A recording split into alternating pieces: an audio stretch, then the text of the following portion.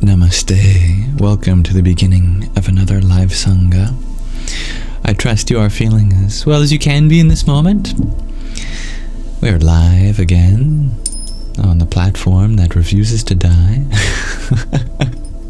Not unlike the nature of one's spirit, soul, conscious awareness, which, although coming into contact with many things that come and go, does not come and go itself. Namaste, dear Sky Guardian. Whatever you are going through in this moment, everyone, may be in the knowledge that this too shall come to pass, especially if it's a challenge or some difficulty. And I trust your ability to find peace here and comfort. I am here for you. I'm grateful to be here. Namaste, dear Edwards. Hello, dear Tamia and Katrinka. Hello, Amy. Let's take a nice introductory breath together.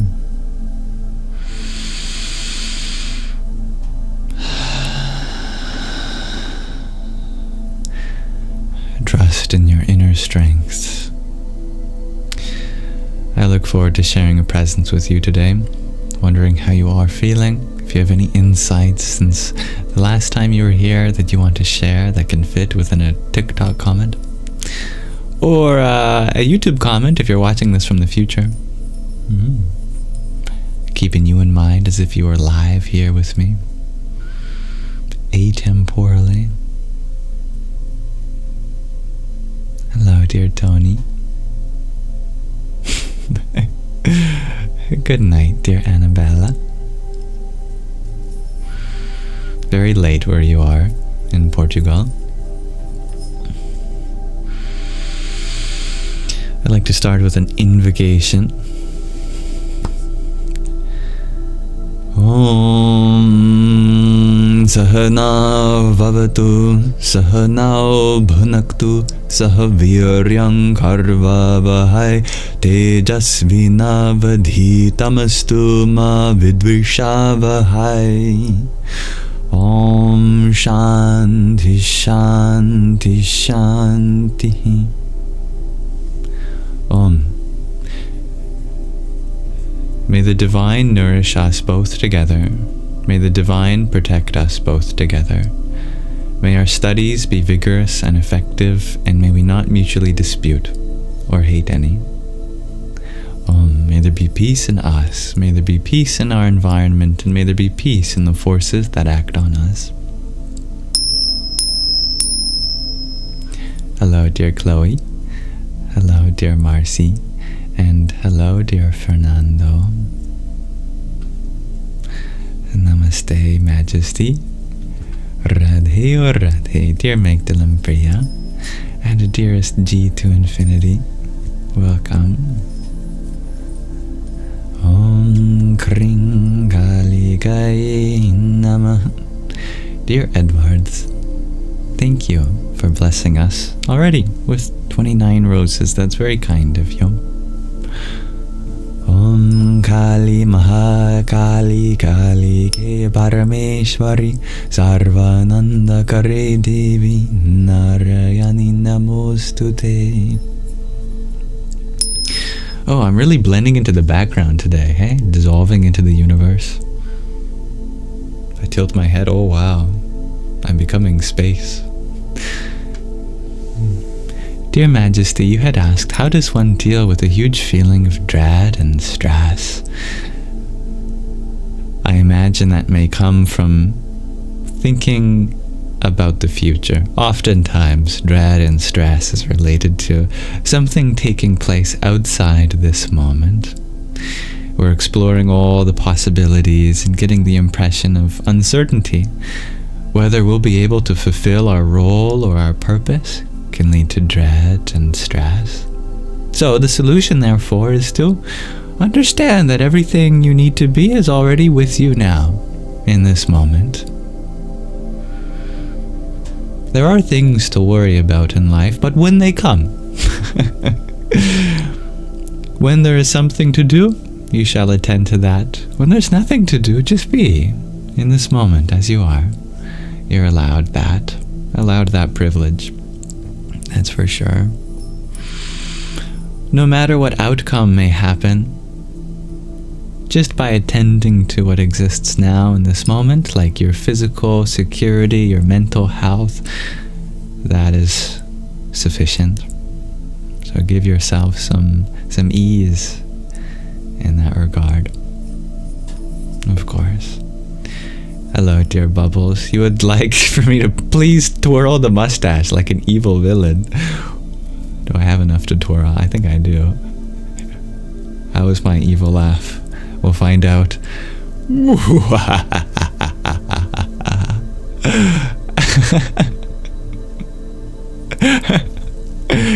Yeah, I think I've got enough to twirl up here. Namaste, dear Anazak. There, look at that. That looks pretty evil. Very pointy. Even without any mustache wax. That's great. I look like Yama Raja, the king of death in Hindu theology. Anyway, I like it down for now. Hello, dear Dalita, and thank you for your heart meat. Om Khang Jakhnevyai Namah. When I was born, an astrologer came to my mother frantically and said, "Your son is either going to be a genius or an evil genius. And it will be up to him to see what he chooses." Now, I don't consider myself that intelligent, but I do think that's a funny story. Fortunately, although it was unclear for a while in my life, I am absolutely at a point where I can say I value kindness and love, and that's what the world really needs right now. Not another villain. Evil Yam says, "Be somewhere else now." Instead of "be here now." I kind of do look like Loki, dear Marcy. I low-key look like Loki, not high-key. But anyway, welcome, dear Jamie. Hello, the full sunder. You're feeling kind of stressed, dear Chloe. That's absolutely allowed too. Yeah. Feel your feelings as they are. Embrace them with acceptance and understanding. They will dissolve in the bliss of your own awareness. True kindness is in our true strength. Kindness is a strength, because you have to be strong to be kind.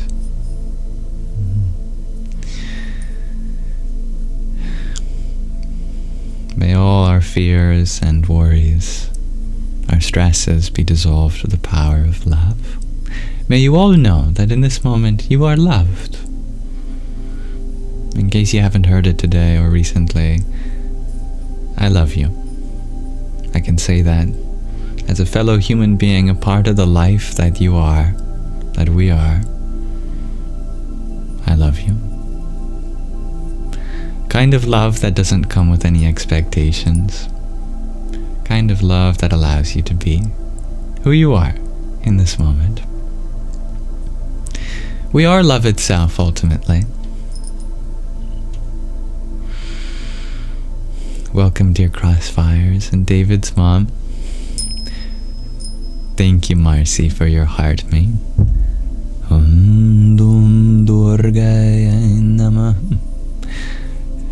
Dear Anazek, thank you for your heart mate too. Om Kamalyar Mahakali Kaye Nama. Hello, dear Askan too. What did I say? I thought I'd be seeing you soon. That's right, dear Squish. Risi, thank you for your heart me as well. Very kind of you all.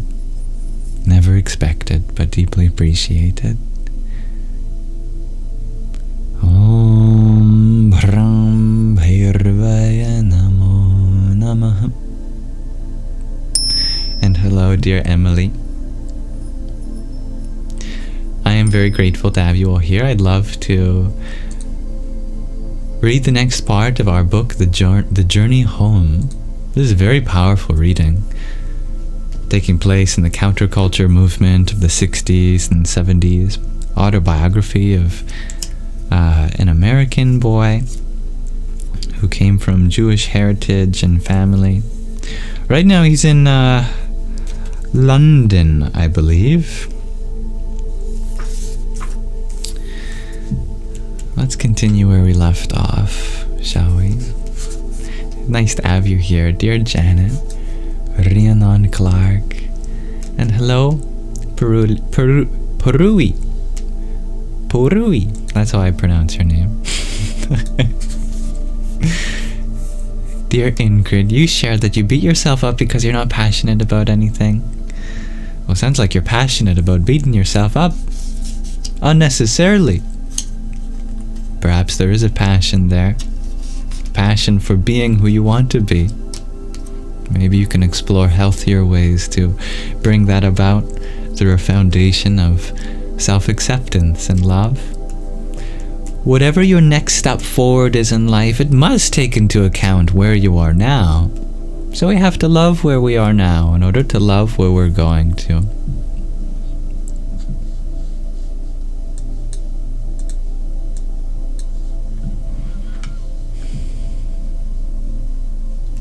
Alright. May this reading relax your mind and awaken your heart. In London, Gary and I explored Piccadilly Circus among acid heads, potheads, and seekers of peace, all dressed in flamboyant attire. Hippies rapped, drug pushers and people whom sell their bodies solicited, bobbies scrutinized, skinheads growled, and tourists snapped photos of the bizarre scene. On Lambeth Road, across from the river of the British Parliament, we met a Catholic priest who sympathized with young travelers. Each night at 9, he opened the stone basement of his church for young people to sleep on the floor for free. We had to leave at 9 in the morning, and nothing was provided but the cold, hard floor. Still, it was a place to crash, and travelers brought their own sleeping bags. Finding a spot on the floor every night, I maneuvered through this room, packed with unwashed bodies, the air thick with the smell of hashish. When the lights were put out, it got very dark. Soon I would begin to hear the sounds of couples, you know what, moaning and rolling around. Sometimes I caught sight of people lighting little candles in the far corners of the room, strapping off their arms and shooting heroin in the candlelight. There are some intense themes in this book, just letting you know. It's a spiritual book though, so it goes somewhere, don't worry. Affected by this atmosphere, I smoked hashish and marijuana more than ever before. On the surface, I began to fit in more with the crowd, but while those around me socialized, I retreated within myself. I often found myself wondering why I was bothering to indulge at all. Often, after Gary, my friend, had gone in to find his sleeping place, I would sit, sometimes for hours, on the banks of the River Thames. The massive sheet of flowing water had a hypnotic effect on my mind, and I would question the life I was leading. I looked up at the relentless hands of Big Ben and wondered if I was just wasting my time. Another part of me felt a dire need to prove to myself, once and for all, that I could break out of my shyness and just enjoy life like never before. For one thing, here I was, 19, and I had never had a girlfriend. In my shyness, I had always been more comfortable listening to music in my room or hanging out with friends than I was on dates. Many propositions had come to me, but I shied away, fearing I might lose my freedom, or even worse, break a nice girl's heart. But all around me now, other guys were bragging about their conquests, so to speak. I was sick of being different. I met some girls trying to make the scene, quote unquote, and flirted more seriously than ever. Still, my efforts felt empty. A force within me was dragging me away from it all. Battling against that inner force, I was determined to be victorious, to experience firsthand the unrestricted pleasures glorified by society. Was it the Lord in my heart I was fighting? Yes, I silently boasted, and I'm winning the battle. But late at night, when I came back to the river, gazing down into the current, I felt ashamed. I was winning, but I felt lost. One evening, I closed my eyes and sat in silent meditation among a sea of pigeons in Trafalgar Square. Encircled by shouting children, chattering tourists, and the honking evening traffic, I felt I was connected to a universe within myself far more substantial than anything around me. Taking a deep breath, I smiled. My conception of my body seemed to evaporate, and I felt my mind merging into an ocean of peace. By comparison, my attempts at gaining sensual pleasure or overcoming my natural introspection seemed irrelevant. Opening my eyes, I visualized downtown London transfiguring into a beautiful family made up of marble lions, Lord Nelson on his column, and all the pigeons, tourists, businessmen, shoppers, and beggars. I strolled across the street and was given a cup of barley soup and a bread slice from a church charity, which I relished along with the homeless. Then, with sincere reverence, I entered the church, St. Martin's of the Fields, where I sat on a wooden pew and absorbed myself in reading the Holy Bible. There, a particular passage struck my heart. Lord Jesus instructed his followers, "Come out from among men and be separate." I pondered this. Why should I waste my life trying to fit in with the social fashions of my peers? Why not try to live on my own terms, and hopefully someday on God's terms?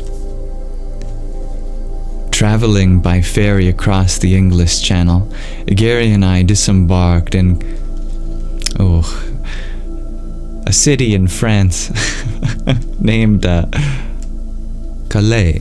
C-A-L-A-I-S. I wouldn't know how to pronounce if someone didn't tell me. Please tell me. It was a sunny day with birds warbling in delicately formed trees. Fine grasses and lush pastures yielded to the gentle wind. We relished our freedom. Now we could go wherever we pleased. "Hey monk, where to next? Your wish is my command." Gary's green eyes glistened with adventure as we stood on the side of a country road in western France. "The world is at your beck and call." From the back pocket of his jeans, he pulled a tattered map of Western Europe and pointed to various places. Morocco, Spain, Paris, Rome, Switzerland, Germany. Where? "Where would you like to go, Gary?" I asked. "Everywhere. But in which order? That's the question." Thinking for a moment, I remembered the streams I so often studied and stretched my arms toward the sky. "We should surrender our destiny to the will of God," I said. Gary laughed, threw down his backpack, and sat on it. Mimicking my gesture, he responded, "What does that mean?" "What would you like it to mean?" I asked. Gary mockingly joined his palms in prayer. "You spend your days studying scriptures and meditating while I'm hanging out." Again, stretching his arms to the sky, he said, "You decide how we should surrender our destiny to the will of God." Plucking a yellow wildflower from the ground, I declared, "Like this." "You want us to sit here forever like that flower?" he asked. "Look, Gary, from a small seed buried in the dirt, this flower has grown into what it is, a beautiful blossom basking in the sunshine. How? By surrendering her destiny to the will of God." "You win, brother, but how does your fancy poetry translate into a hitchhiker's language?" I smelled the flower and had an idea. Whenever a car stops for us, what are the first words they always ask? "You play the role of the driver, and I'll be us." Gary shrugged his shoulders. "Hello, where are you going?" "Where are you going?" "To Casablanca," he said, pretending to steer a car. I clapped my hands. "Perfect. That's exactly where we are going." Handing him the flower, I asked, "What do you think, Gary? Every time we stand on the side of the road, our destiny will be a mystery to be revealed by the next ride." Leaping up, Gary patted me on the back and exclaimed, "That's it. Wherever a ride is going, that's where we'll go."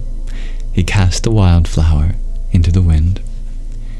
Days later, after passing through villages and towns, we found ourselves on the outskirts of Paris, or Paris. As we came closer to the city, we burned with anticipation. The Louvre, the Eiffel Tower, magnificent monuments, palaces, and cafes were only a few miles away. But faith had other plans for us. The first ride we got took us to Geneva, Switzerland, where we were soon meditating at the shore of a placid crescent-shaped lake. At a youth hostel, we shared a dormitory with about 25 others. One of our roommates, named Jim, had recently been honorably discharged from the U.S. Army. Jim had a fascination for books on Eastern mysticism, and we spent hours talking. He was lean, strong, and eager for adventure, having been cooped up in the army for several years. One day, out of curiosity, Jim asked, "Monk, with the Vietnam War raging, how is it that you never got drafted?" I told him how the draft board had accidentally typed the wrong birth date onto my records. Later, when the draft lottery was held and the nation watched, sitting on pins and needles, they pulled out one birth date after another. The early draws were the first to be drafted. My actual birth date came up at the beginning of the draft, but the mistaken one was drawn near the end, and those called later were never called to service. Jim looked out into the sky, rubbed his chin, shook his head, and mused for a minute, then remarked, "Maybe it wasn't the draft board's mistake. Maybe God has other plans for you." Jim invited Gary and I to come with them through Italy on his way to Morocco, and we agreed. Near Genoa, the city of Christopher Columbus, we loaded into his Volkswagen Beetle with all the money he'd accumulated in the military, including electronics he'd planned to sell for profit in the U.S. Terraced hills gave way to the Mediterranean Sea. Afternoon sunshine played on deep blue waters, and we took a break to swim. When we got back to the Beetle, to Jim's horror, everything inside was gone. We went down to the police station to file a report, and matters got even worse. To our shock, the police, shouting and jabbering their fingers in our faces, shoved us into a prison cell. As the heavy steel door slammed shut, a chill ran up my spine. Their chief approached us. "You have two choices," he barked. "Remain in jail or get out of town and never return." Of course, we chose the latter. In the darkness of night, the squad car with red lights flashing on the roof escorted us up to the city limits. That was our first day in Italy. We drove until morning when we reached a telegraph office. Jim contacted his comrades in Germany, who wired him gas fare to return to his military base. Again, Gary and I were on our own. We stood on the roadside wondering what was next. Hey Monk, do you think we're bad luck? First Frank and now Jim. Whoever tries to help us loses everything. I don't know, Gary. Maybe there's a reason for all of this. Gary looked back down at the road from where we came. Do you really think there's a reason for everything? Yes. I believe there must be a beautiful plan behind it all. Gary nodded. I also believe. With that, we stuck out our thumbs and waited to see what fate had planned for us next. That's the end of the second chapter, and with that, we'll pause our reading of the journey home there for now. But thank you, my dear listeners, for listening with me. Namaste. That concludes our Shravana. My attention can return on the comment section now. May we trust in the unfolding journey, as every experience serves a purpose. Hold faith during uncertainty, and look for beauty in chaos. Let me transition now to the Manana scene, where we can discuss whatever is on our hearts and minds. Oh, you're very welcome, dear Aurora. Welcome everyone who joined while we were reading, and thank you to everyone who sent an unexpected gift. Dear Rhiannon Clark, thank you for your Cheer You Up and Team bracelet and your patience in getting back to you. Om Vasudevaya Namah. Dear MJ, thank you for your hand hearts. Om Namah Parashaktaye. Dear Neon Jello Pack, thank you for your heart me and quintet of tiny tinies. Yippee! And Cassie, dearest, thank you for your heart me. Om Arlam Ashwini Bhyam Namah.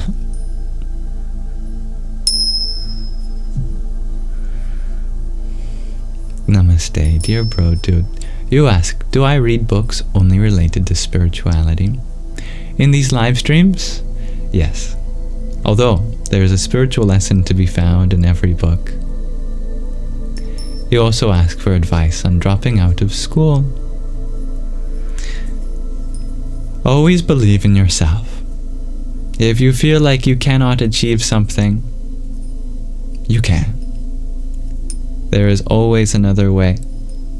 If there are ways to rearrange your academic situation to help continue your ability to learn and be educated, then that's a wonderful thing. If, however, you need to prioritize your mental or physical health or relationships in your life, absolutely those things take priority, so don't feel guilty. Personally, I dropped out of university after 4 years because I was not taking care of my physical, mental health, or my relationships, and I completely empathize with that. And I'm so grateful I did that because I'm much healthier now, physically, mentally, and I have a lot more healthy relationships with friends and family. And I have learned so much more from that experience than all my years in the classroom. If there's any pressure for people feeling like you have to go in one direction in life, that's their version of you in their head. That's not who you are. You get to decide what comes out in this lifetime. You get to shape your destiny. Yeah. If you have an interest in any field, the wonderful thing about the time we live in is that it's never been easier to self-study. If you genuinely just want to be learned, then there's all sorts of free and online resources for you. If the certification is not as important as just learning itself, you can absolutely continue to learn even if not formally enrolled. Please take care of your mental health indeed. You can have all of the PhDs in the world, but if you don't have your mental health, then what value do you have to live your life? The greatest qualification is a peaceful mind. With a peaceful mind, you can do anything.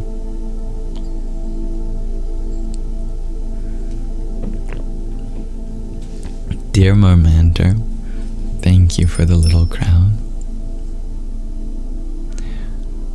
Om Ram Hanumate Namah.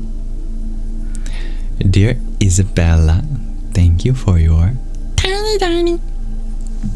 Yippee!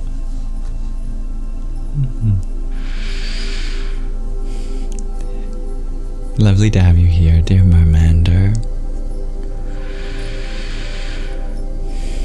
Dear Dean, you share that I should read Siddhartha by Hermann Hesse. It's your favorite book so far in this life. I love that. I was recently talking to the author of Moksha about that in the interview that I am almost finished editing. And she had mentioned that as what is it called? A dialectical novel, where the purpose is to teach spiritual lessons through a story, given the author's own experience. One of you, lovely lot, actually the same person who sent Moksha, the book the author wrote I was describing, also sent Siddhartha, so that'll definitely be on the list of things we read here. But I'm so happy that a book touched you so deeply and that you wish to share that experience with others. That's a beautiful thing. Dean, you had asked if there's anything morally wrong with getting a vasectomy. That's a very good question. I assume the question revolves around the duty you have to life, procreation, and your body's relationship to that. No, not everyone is meant to bring life into this world physically with their own genetic material. But we all have a role in being a part of this world. We all have life to give this world. Sometimes that life comes out physically, genetically, other times other ways, but we all give something back to this world. Obviously, you have to take care of your body, and if for whatever reason you really need that procedure, then yeah, it would be immoral not to. If there was physical implications on your health, for example, as the principle of Ahimsa, least harm, means also causing least harm to your body, which is super important.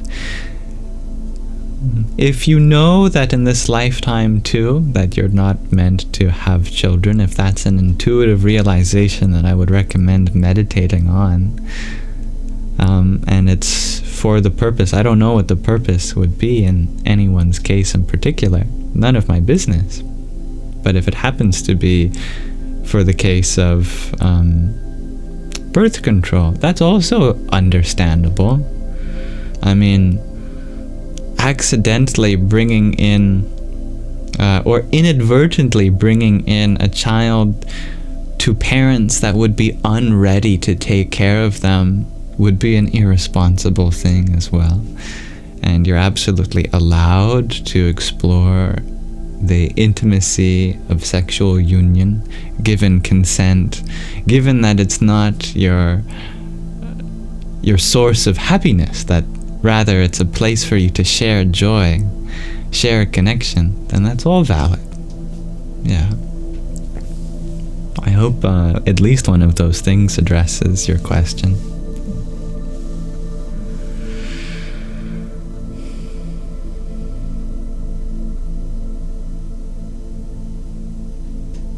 But these are absolutely personal decisions. What you choose to do with your body, that's your domain.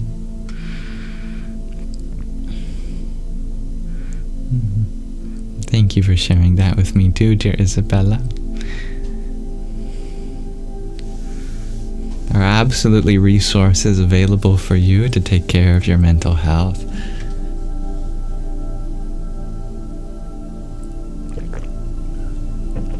Dear Jarrett, thank you for your heart meet. Much love to you. Om Shri Mahalakshmiyai Namah. That makes sense, dear Isabella. There are all sorts of different things that you can try, and if one thing doesn't work, there's always another option. You liked Siddhartha, dear MJ.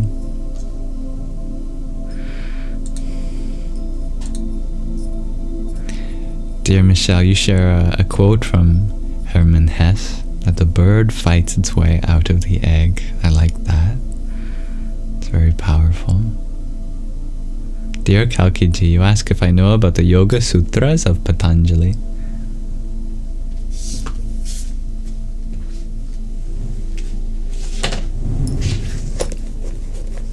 The Yoga Sutras of Patanjali? No, I've never heard of them.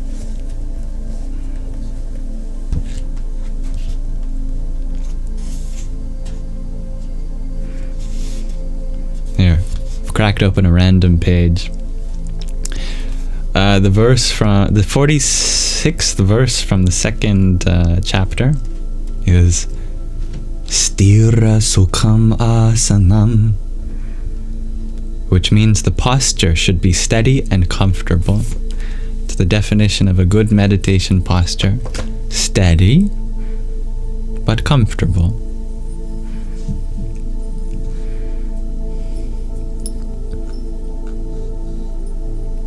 Good night, dear Chloe. Someone with what I presume to be a beautiful Arabic name asks if I hate morality philosophy. No, dear, I don't hate any philosophy, but I do find a lot of practical import in realizing that a lot of morality is a natural consequence of something deeper that you don't even need to think about.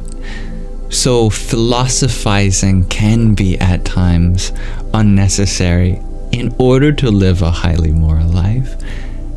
For example, just by being deeply aware of your environment, as a part of that environment, there's a natural tendency to take care of the things around you, because that's where you live. If, however, one's mind is occupied with another place, another time, then that person may inadvertently engage in immoral behavior because their mind is situated elsewhere, not because they haven't been properly philosophizing their morality, but simply due to a lack of awareness for what place they have in society. All this requires is to be deeply aware of their moment and the people that come into their lives and back out, and their relationships.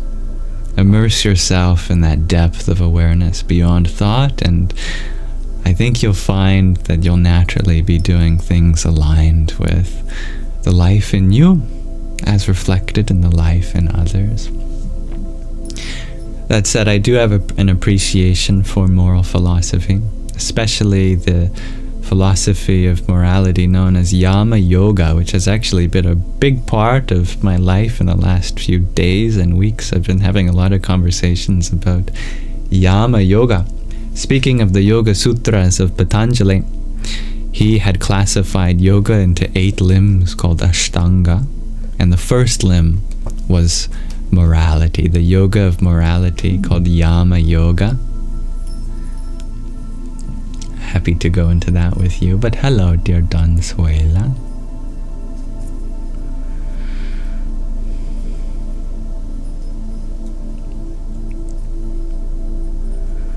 But yes, I absolutely respect your question, dear Dean. I understand that it wasn't a medical question.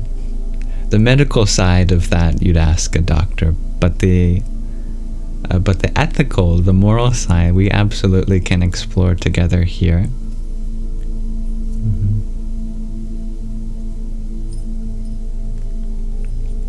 Shelley, you ask if we can talk a bit more about morality. Absolutely. So the theory of morality in yoga, I find, is absolutely beautiful. I base my interactions off of it, especially in here and on the Discord server. Literally, my rules for the Discord server are just the 5 yamas of Yama Yoga. I find them to be applicable even thousands of years later.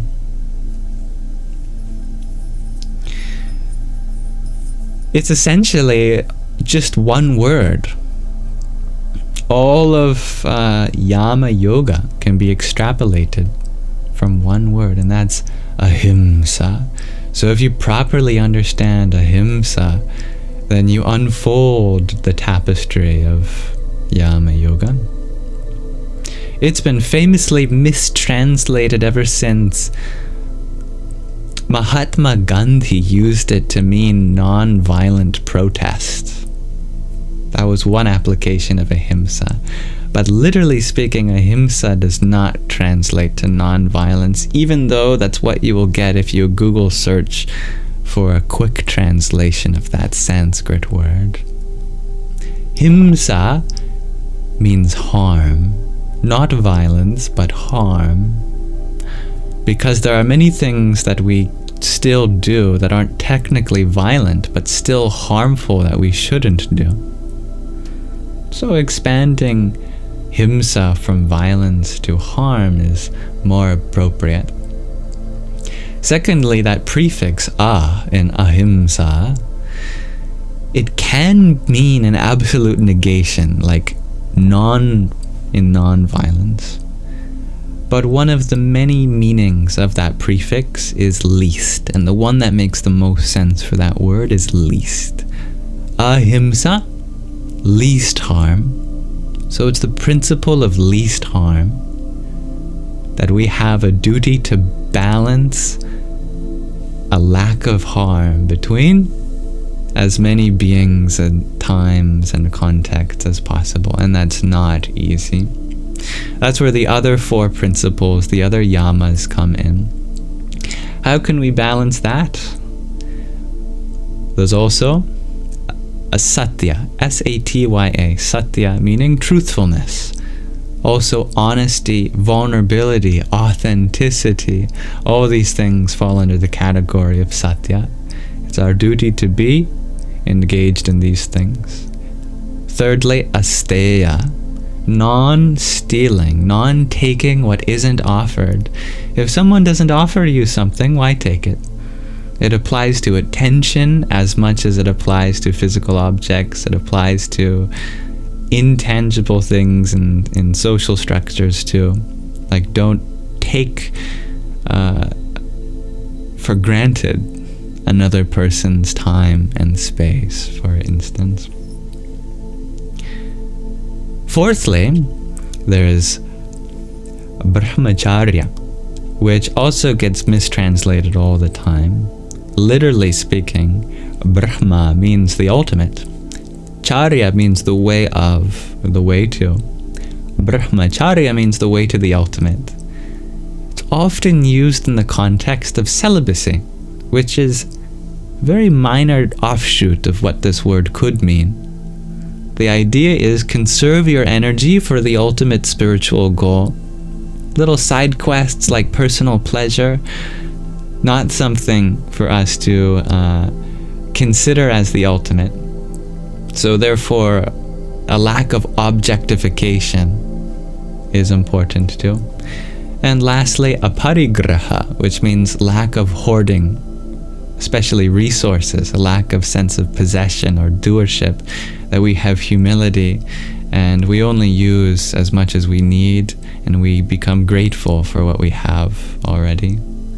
These are the basic principles of Yama Yoga, and I find them to be applicable in our society today, just as they were in yogic cultures thousands of years ago. That's expanded on in the next limb of yoga, which maybe we can talk about if you want, called Niyama Yoga, which could be considered maybe the yoga of ethics.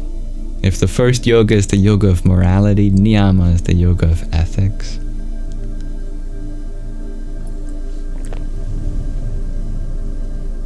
But thank you, dear Tattwamasi, for your quintet of roses you sent.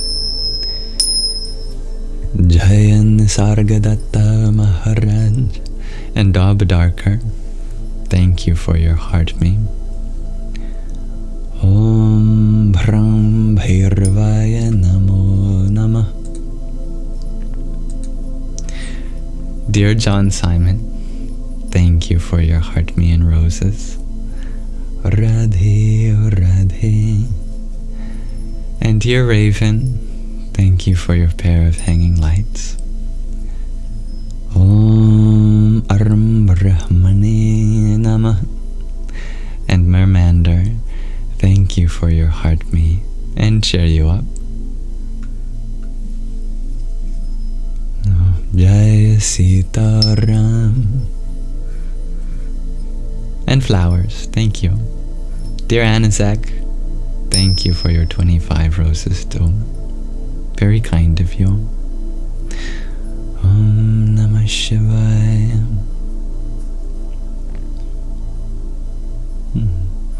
It's very true. Dear Spinudha, there's a lot of ambiguity in the world. We live in a world of relativity. We have to balance many different perspectives as best as we can. And certainly, there are subjective opinions on the objectivity of morality.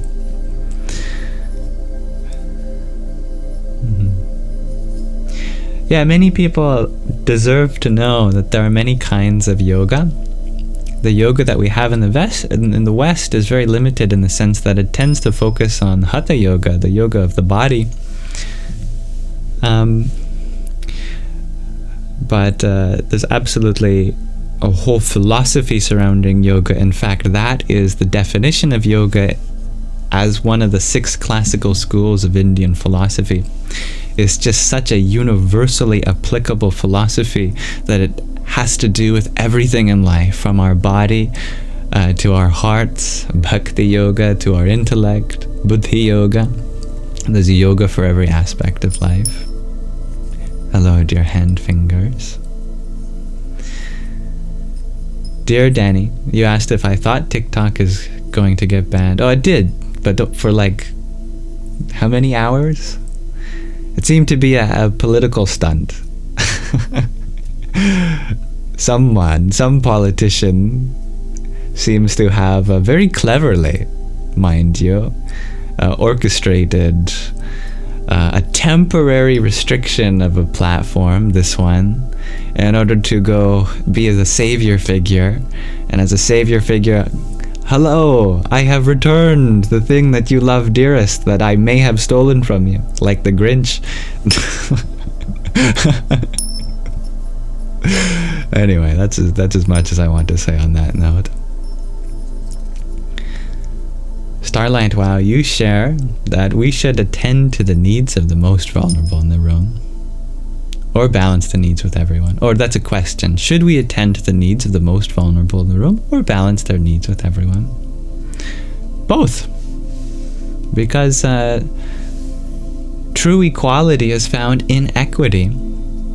That it would be an injustice to us, even if we are privileged, to not take more care of those who need it most. It is in everyone's best interest to take care of those who need it most with priority. So yeah, dear Marcy, you would like to go into the next limb of yoga, the Niyamas. We can do that. I'm happy you like the places in which this community is hosted. Dear Raven. Hello, Liminal Line. Mermander, you ask if you wanted to learn more about Yama Yoga and Niyama Yoga. Do I have a book I might recommend? Well, the ultimate source on yoga is Patanjali's Yoga Sutras, where they come from, basically. All the terminology, at least.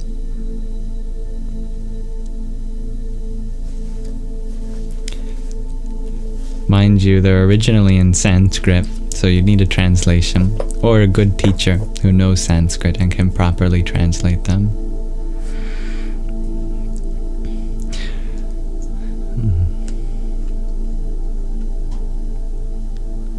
Oh, dear Sunflower, I'm so glad to hear that you were able to reunite with your son. I could never take credit for that. All of that effort was applied by you. It was meant to be. But thank you so much for believing in yourself. I'm happy to be here for you.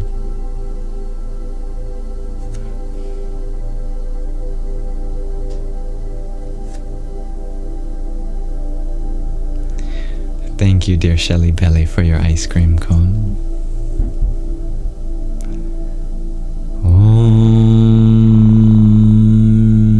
Hrim Namah Shakti Shivaya. Dear Kalki Ji, you ask, what is the yoga that goes beyond the beyond? The ultimate yoga? Well, in the Ashtanga yogic system, that would be Samadhi. Particularly very high levels of Samadhi, like Nirvikalpa Samadhi.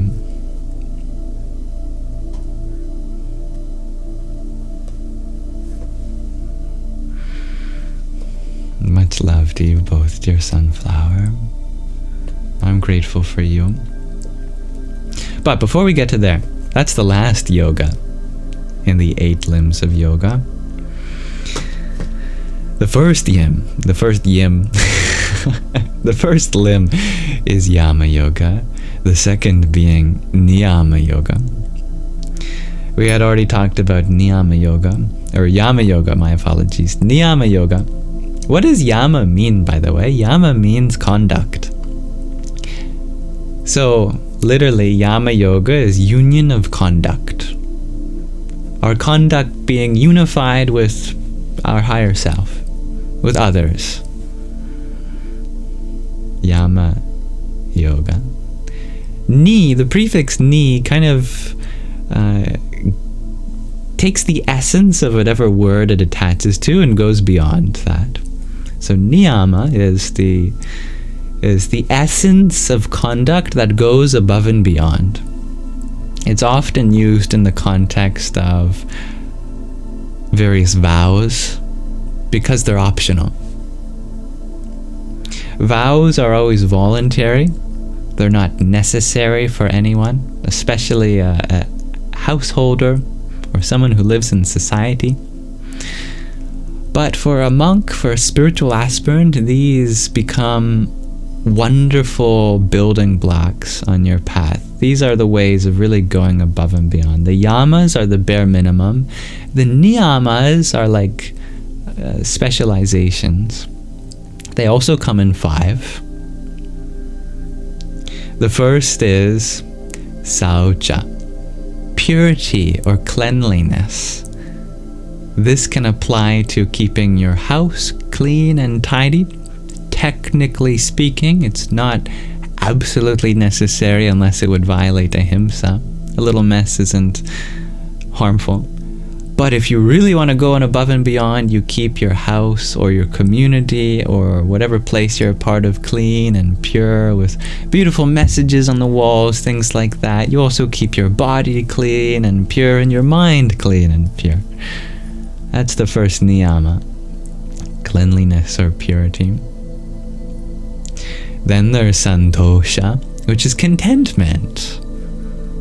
It's a beautiful niyama that includes gratitude, that includes finding value in the little things, that we're not constantly looking for things to complain about, but there's a sense of satisfaction with where we are in life. Thirdly, there's tapas. Tapas is discipline. Literally means the inner fire, the fire of transformation. Have something that you're determined, committed to work towards. Some goal, some project, some spiritual austerity, for example. Fourthly, there's svadhyaya, which is self-study. Take ownership of your spiritual path.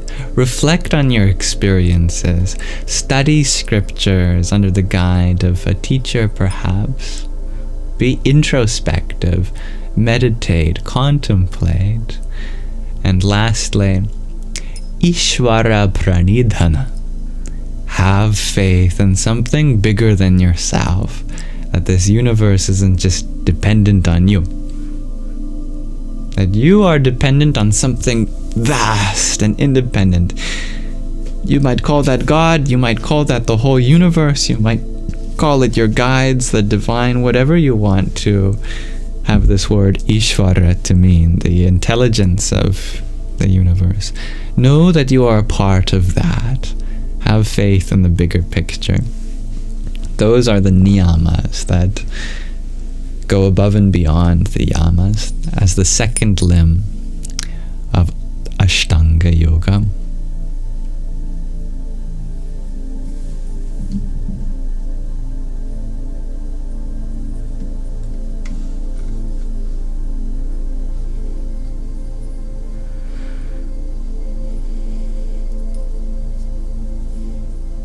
Dear Michelle, you had asked for better sleep suggestions. I think the funniest suggestion I can give you is give up. I know it sounds like the opposite of what you want, but I have found the moment I give up, oftentimes I become the most sleepy and I fall asleep almost immediately. You know, it's like the last time you need to sleep is the time that you feel the sleepiest, when you have some responsibility. Part of you feels like, no, I shouldn't be asleep. And then you fall asleep. And then you wake up 5 hours later, and it's now 1 in the morning, and you're dehydrated, and you don't know who you are or what universe you're in. And you think, oh my God, I fell asleep. And conversely, when you're so stressed about sleeping that you know you need to go to sleep, that you have all of these responsibilities to attend to in the morning, and you have to get a good night's rest, it's important for your physical and mental health, and you've done everything you possibly can, you just can't sleep. The harder you try to sleep, the harder it is to sleep. So sleep, like meditation, works best when you're not really trying. There's not a sense of doership behind the action. You're just open to whatever comes. And if there's things you need to get off your chest, if there's thoughts in your mind to externalize, then perfect. Get yourself a journal. Whatever is on there, just write it down. Doesn't have to make sense. Just get it out of your system.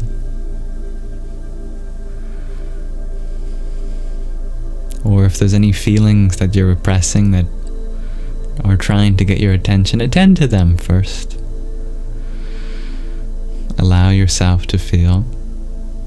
Reflect on the day. Things like that can really be helpful.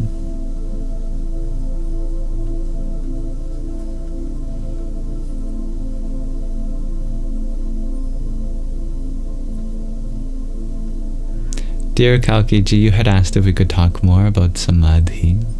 Sure. Samadhi is the last limb of yoga in the Ashtanga yogic system. It is what you're working towards, given all of the other yogas. You'll notice that there's a very intelligent organization of the yogas. The first yogas, Yama and Niyama, they have to do with how you engage with others and how you engage with yourself. And then the next yogas engage you in your body, your breath, your life forces, your mind and intellect and sense of self. You'll notice there is a structure forming, that they take you more and more inwards, away from the gross, but not ignoring them. First taking care of your environment physically, and then attending to each part of your life higher and higher until you reach the higher self, Paramatma. Samadhi is a practice in and of itself, a state of union that one can reach in meditation, where there is a sense of non-duality between yourself and the object of your meditation. You can generally take that two ways. The path of pravritti, the path of engaging your thoughts, or the path of nivritti, going beyond your thoughts. In the path of pravritti, engaging your thoughts, it ultimately culminates in savikalpa samadhi, where you achieve a sense of oneness with everything, and that leads to a kind of bliss known as premananda, the bliss of divine love. If you follow the path of nivritti, going beyond thoughts, that leads to an equal state known as nirvikalpa samadhi, a state of absolute nothingness, beyond all form, nirguna.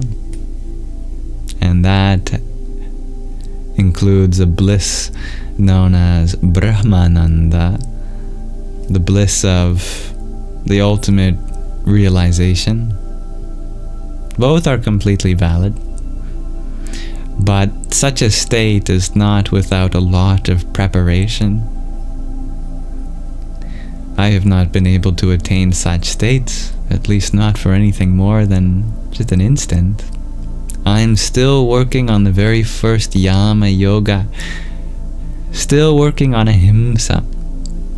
But if you wanted to practice Samadhi, what you can do is start with external objects like a tree or a yantra, an image, or a murti, a form of the divine, or a mantra, or a large body of water. That's really good. Or a flame, fire, candlelight. And you can continue to pick subtler and subtler objects, moving from the physical to the subtle, until you can achieve a sense of non-duality with either nothingness or everythingness. Dear Itzalegos, you correctly point out that it sounds like the jhanas in Buddhism. Absolutely.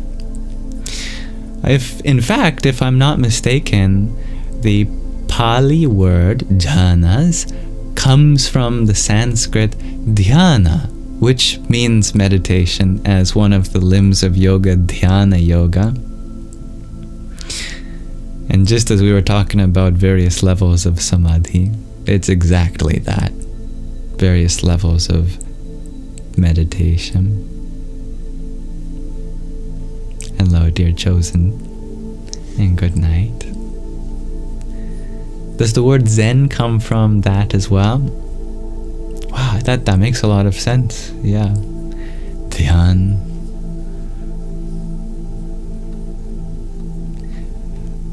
Buddhism, Hinduism, they are brothers and sisters. It's brother-sister tradition. You'll find lots of wonderful overlap. Being well-versed in one really helps in the other. So, Kalkiji, you had a specific question. That was good introduction to Samadhi, but you asked if sleep is an absence of mind, right? It says something about that in the book of Yoga Sutras of Patanjali. But that's a deep sleep, not dreaming. Yes. Well, dreaming, your mind is very much active, but not in deep sleep. In deep sleep, the lower antahkaranas, the lower inner faculties, they dissolve into awareness that includes the manas, mind, buddhi, intellect, and ahankara, ego. But the chit is still there, the consciousness.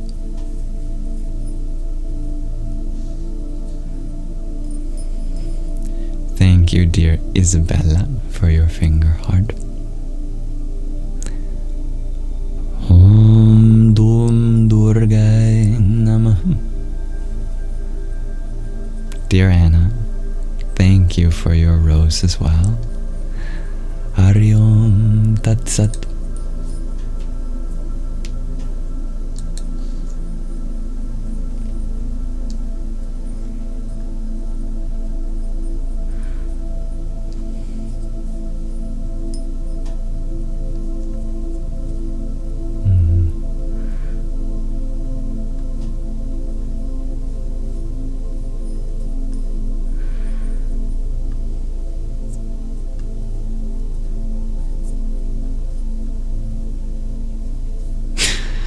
I like that, Rhiannon.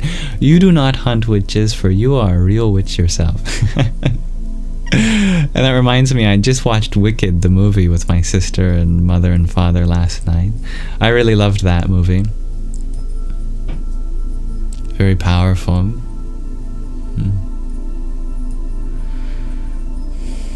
So good. I agree. That's how you make a movie. Oh, I had all sorts of spiritual experiences while watching that and listening to them sing. I must say that I have a guilty pleasure for musicals. No, not actually guilty, but I do take pleasure in musicals.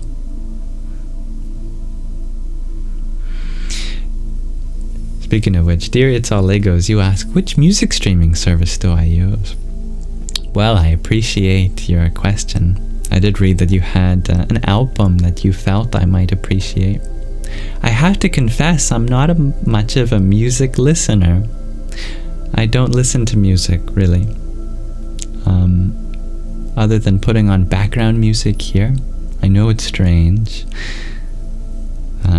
If you're interested, I think there's even a term for that. It's called musical anhedonia. I appreciate and value music, but it's something I see as a communal thing. You know, something we get to share with others, but when I'm in the privacy of my own home or in a car, I never feel the need to turn on music or anything like that.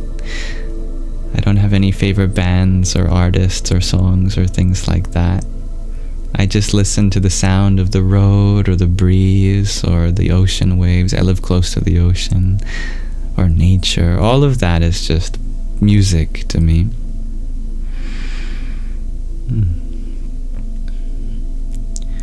But I'm honored. I'll always be honored when someone wants to share something that resonates with them, with me. I love that, and I respect that. I honor that. Thank you.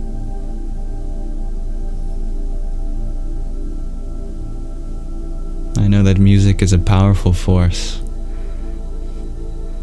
Very powerful.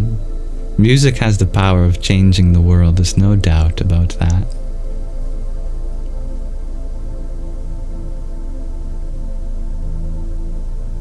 Welcome, dear Stevie G. Always happy to hold a space for you to share your music here too.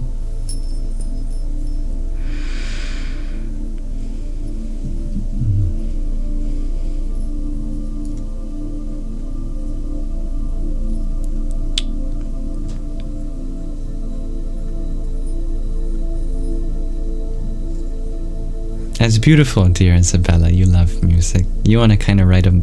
You kind of want to write a... That has a great rhythm to it. Kind of want to write a... You kind of want to write an album this year. I love that. Yeah, you should. Absolutely. I know we've got many musically talented people here. Makes me very happy to hear. Rhiannon Clark, you share one day, you'll share your music here. Well, there's absolutely a space for you to do so as well.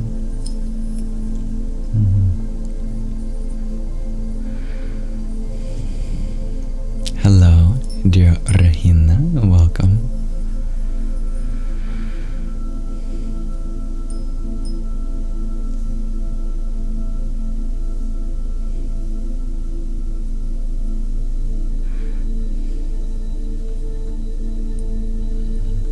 I haven't really been intervening because I see that open communication is happening. There is some conversations about respecting each other's boundaries here. Thank you for being respectful. If I trust in everyone's judgment and intuition and interacting with each other, but if there's anything I can help with, please let me know. I want to make sure that everyone here feels valued and understood, and that there's enough space for us all to coexist.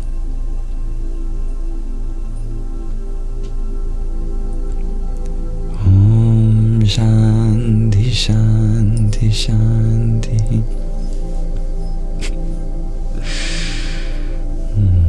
But yeah, musical creativity is absolutely encouraged here. And I welcome you all to share your talents and interests. Art, I think, is a basic human ability.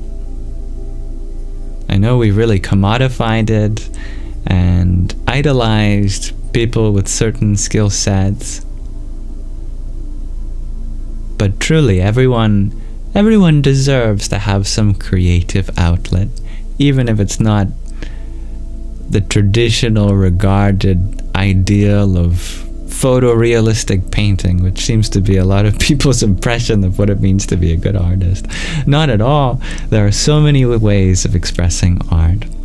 Abstractly, not just visually, but through sound mediums, through dance, and things that I probably can't even comprehend because no one's yet to do them yet.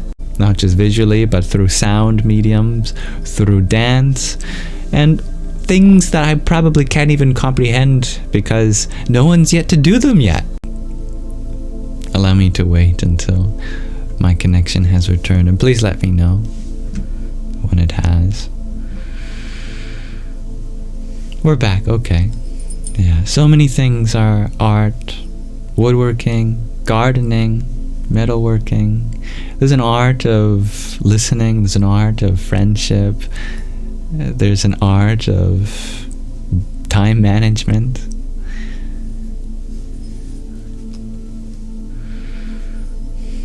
Art transcends traditional boundaries, and all media hold equal value. Hello, dear gamer. Wow, that sounds like a very educating experience, perhaps both mentally and spiritually. Mycelium is very interesting. Fungi, fascinating kingdom of life. Michelle, you used to work as an extra at the opera. I love that. Wow. I've never been to an opera in this life, but I'd love to experience what that is like. Shelly Bella, you ask if I've drank water recently. Thank you for reminding me. I've got my drink of ginger, salt, and lemon juice in water. This is my drink of choice lately. It's been very good on my tummy. Namaste, dear Mirna. Tatvamasi, you point out that computational intelligence will help us move from rigid shapes and calculations in science era to era of art. Wow. What a profound observation. I see the truth in that immediately. You are so right. We need a neural network-like approach, like the one we have, in order to really go deep into a science of qualification rather than quantification. Qualia. Yeah, that is absolutely in the area of computational intelligence. What I love about the term computational intelligence over artificial intelligence, CI over AI, is that you'll find that there's nothing artificial about intelligence. As intelligence increases, the more natural it gets. And what you describe is absolutely natural, going beyond rigid boundaries and categorization, which is the realm of quantification. The more intelligent a system gets, the better it is at understanding qualia. These things that we can't exactly put a metric to, but can still experience and intersubjectively relate to and explore.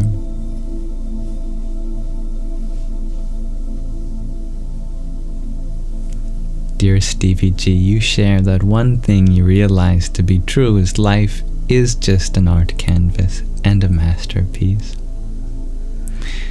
Absolutely. If you look at the sky, you can see the art, or look at the forest. Indeed.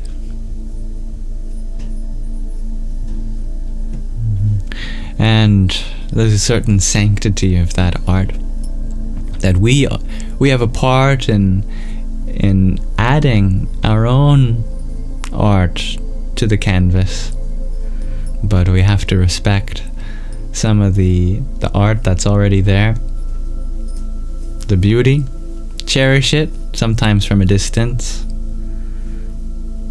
Just like a caretaker of a museum will tell the children, don't stick your hands on it. Appreciate it, respect it, and move on. Dear Kalki Ji, thank you for your trio of roses. Om Hum Jum Sof Namah Shivaya.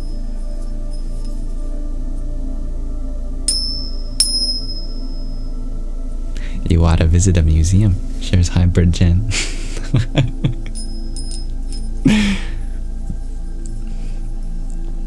Our lives are full of qualia, dear Rihanna. I love it too.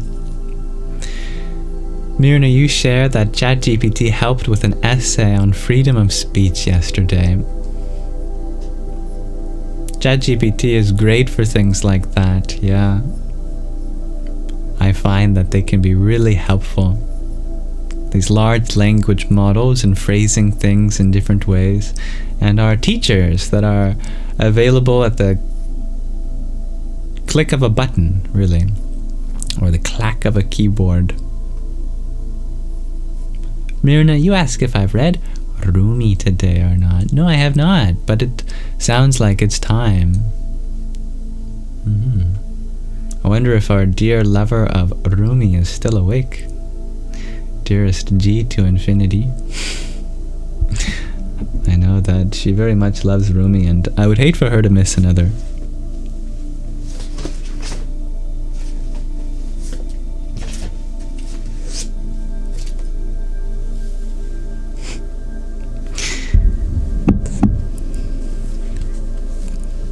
Thank you, dear Villevalo, for your heart meme. Om Namo Buddhaya. Okay, some poetry. Let's go.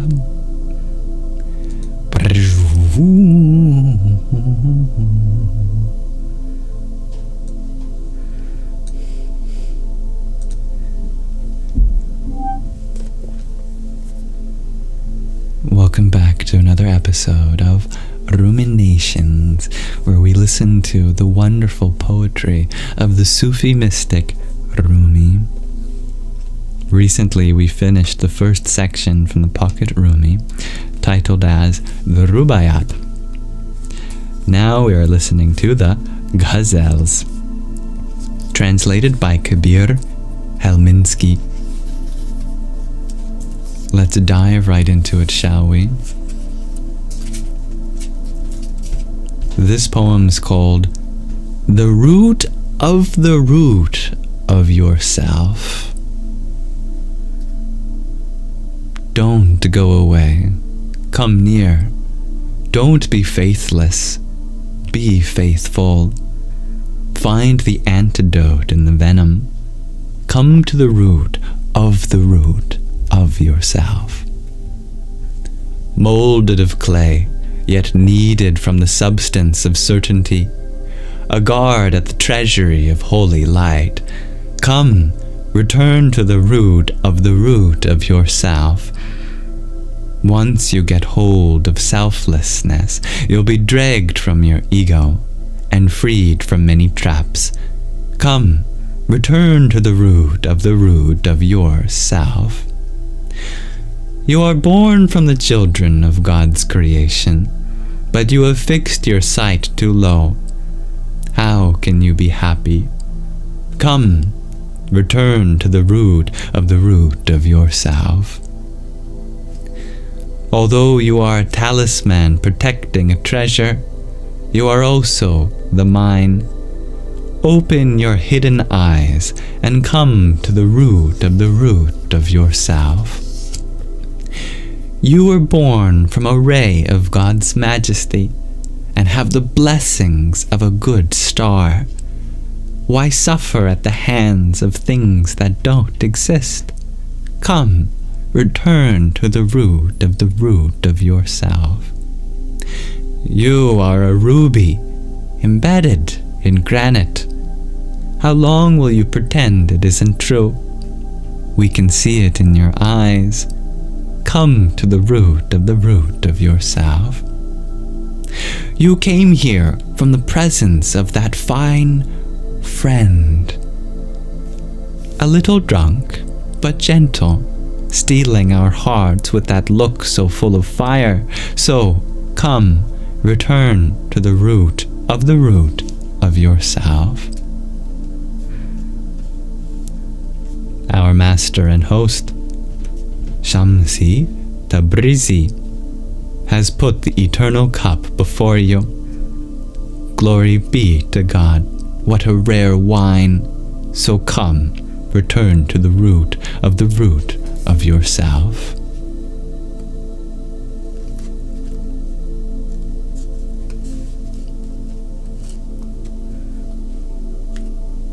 That was the poem, The Root of Yourself, by Rumi. Thank you very much for listening to another episode of Ruminations.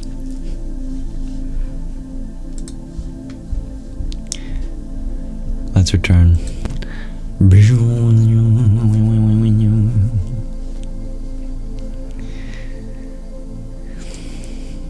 I love that. Embrace your inner fire. Savor the divine essence. Celebrate the presence of joy. Acknowledge your true connection and return to your sacred source. Oh, I'm so happy you found beauty in that, dear Donzuela. Serendipity. You're very welcome. Thank you to those who sent a gift whilst we were reading. Oh my goodness, dear Ada Sylvia. Thank you for your rose, your rosa, your heart, your rose, your hand hearts, your rose, your butterfly for you, your rose, your heart me, your rose, your TikTok, your Dalgona candy. 2025, a dozen more roses, another rose, and a half a dozen rosas. Never expected, dear, but always appreciated. Om Sadhyo Jatam Prapadyami Sadhyo Jataya Vai Namo Namah Bhave Bhavet Nati Bhave Bhavaswabham Bhavod Bhavaya Namaha.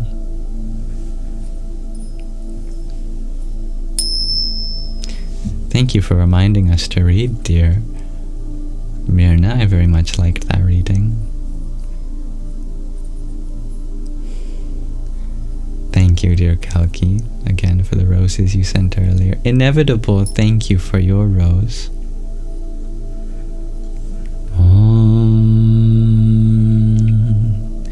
Vamadevaya Namo Jeshtaya Namah Shrishtaya Namo Rudraya Namah Kalaya Namah Kalvikaranaya Namo Balaya Namo Balavikaranaya Namo Balapramatanaya Namah Sarva Bhuta Damanaya Namo Manonmanaya Namah.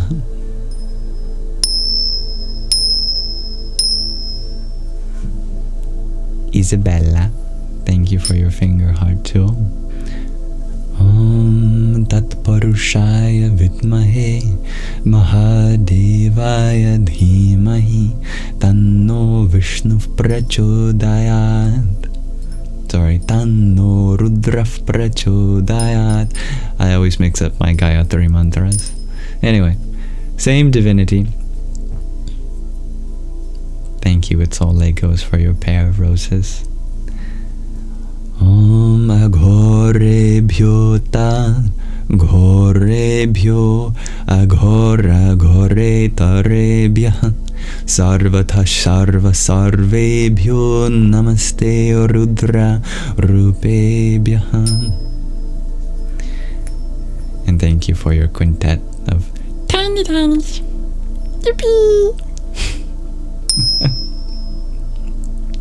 Dear Kalkiji, you're wondering about the mantras.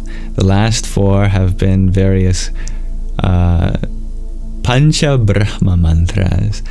5 different mantras for the 5 powers of Shiva. The one you were referring to when you asked the question was the Vamadeva mantra. That's the name. They're all named after the first word, I believe. There's the Sadhyo Jata mantra, the Vamadeva mantra, the Tat Parusha mantra. There's the Isha mantra, which I haven't done, and the Aghora mantra, which I did do, the most recent one. It's said that Shiva has 5 powers. The divine has 5 powers. Regardless if you see the divine as Shiva or not, those powers are creation, preservation, dissolution. Those 3 form the gunas, the 3 guna, the 3 qualities of material nature, the 3 energies or 3 activities, the 3 modes, beginning, middle, and end. And then transcendental to those 2, or those 3 are 2 more, which is the power of revelation, the power to reveal one's true self. And that makes sense in tandem with the last power, which is the power to conceal one's true self. If you think about it, there's nothing in existence except for God. So the fact that we don't recognize that is also a power of God, a divine ability. Even though the divine is sitting before you in the form of absolutely everything, including this glass of water, we don't recognize this glass of water to be the divine, and so the divine is concealing itself. At any time, however, at any moment, that divinity may reveal itself to you. In the water, in the eyes of your lover, in the ocean, in the sky. So those are the 5 powers, and those mantras correspond one-to-one with him.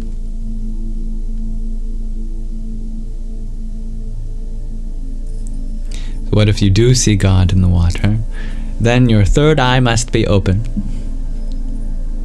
Your Ajna chakra. Thank you, Ada Sylvia, for your nugget of doggone candies. Om Ishana Sarva Vidyanam Ishvar Sarva Bhutanam Brahma Dipati Brahmano Dhipatir Brahma Shivo Me Astu Sa Eva Sada Shiva Om.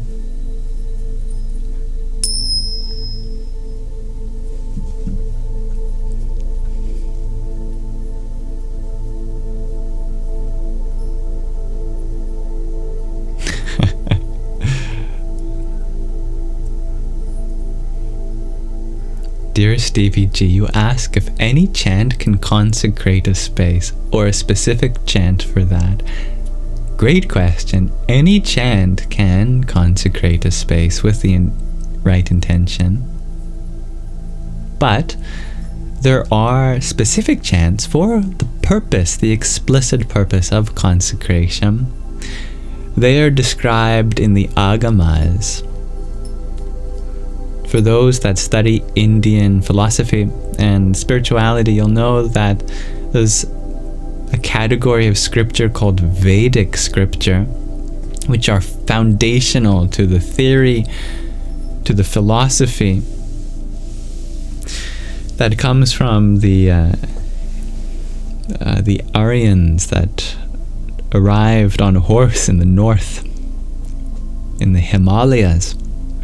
But they came into contact with the Dravidian societies of the south, which already had their own religion that might be called today as Hinduism. But they synergized, they fused into one great symbiosis. And the texts that the Dravidians had were called the Agamas, where the Vedas are the path, the Agamas are the horses. What's funny, because I just said the Aryans came on the horses. That's a bit of a conflict of analogy, but no. It's true.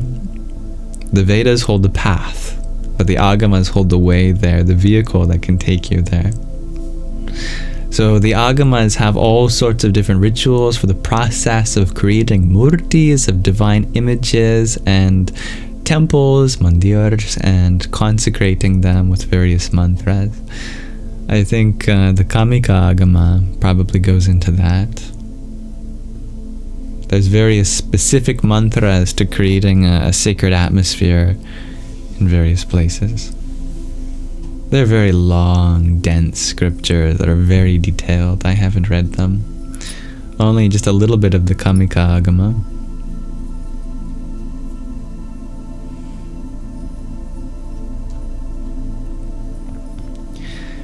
Dear Ada, you ask a couple questions. How to get a peaceful mind? And where do I read these things? You can find these things on the internet today. Not all of these scriptures have been made available. However, a lot of them have been, especially in the last few years. Just by knowing the names of these genres of texts, like Vedic scriptures and Agamas, with a simple internet search you can find PDFs on these things for free. There's no copyright held on them. They're thousands of years old. So they're freely available in many different forms and often translations too. Tattvamasi, you share that Sadhguru had said within a few years he was going to share his realization, knowledge to the whole world. Why was it hard for him, I think, to wait this long? think it's perfect timing that the world wasn't ready for him. It's hard for the world, easy for him. It's in his nature to express these things. It's not in the nature of the current systems and structures in the world to be receptive, for instance. And he spent, according to him, many lifetimes getting certain energetic systems and pathways in order, which is pretty amazing if you believe in that sort of thing. He had a lot of work to do with consecrating things like the Dhyana Linga, for example, which he said is a process that extended over thousands of years. This is all secondary information, of course. I can't speak for the mystic.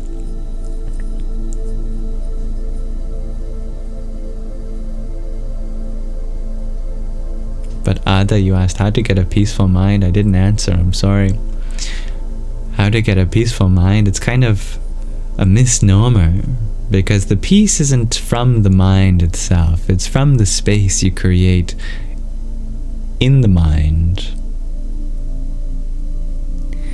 or to the mind, with the mind. Create space between yourself and the mind. Understand that narrator, at this moment you listen, something we say is up here is thinking. We are so identified with the thought process, we take it to be ourselves. But if you pay close attention, where are these thoughts coming from? Most of them come from external experiences. They come from things you've heard or read or seen elsewhere. So who are you in relation to these thoughts, if not the generator? You are merely the witness of these thoughts. And your witnessing is not a passive process. What attention you give to certain thoughts has an effect on this experience. If you give attention to a particular type of thought, you allow for more of that thought, and the more you have of one kind of thought, the more your actions reflect that. So we do have to be careful with the attention we give certain thoughts, what energy we direct. The first step is just recognizing that you are not the mind. The mind is a part of you, indeed. But you are not a part of it. The mind is not something that should direct you. The mind is not your master. The mind does not necessarily speak for you. But you can use that knowledge to use the mind in the most productive way. If you understand how that works, just by giving your attention sends energy in that direction from your life into the world. Spend time with positive thoughts, practical, actionable things you can do, gratitude, motivational ideas, profound, uplifting perspectives. You will find the biggest improvement in your life in that way.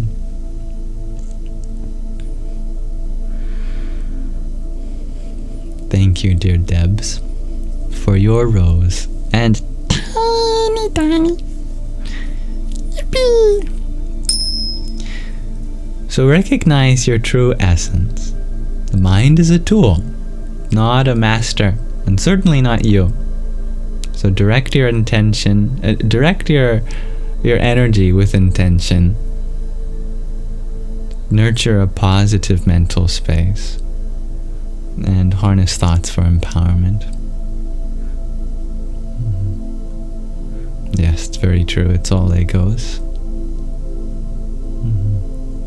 Ada, you ask if I'm vegetarian. You share that you were for 8 years. At this moment in my life, I am. But I don't plan on that changing. But if for whatever reason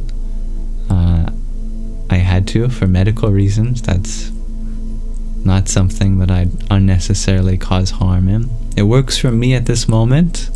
I'll continue to monitor my health and be aware of that. If something needs to change, then I am open to change.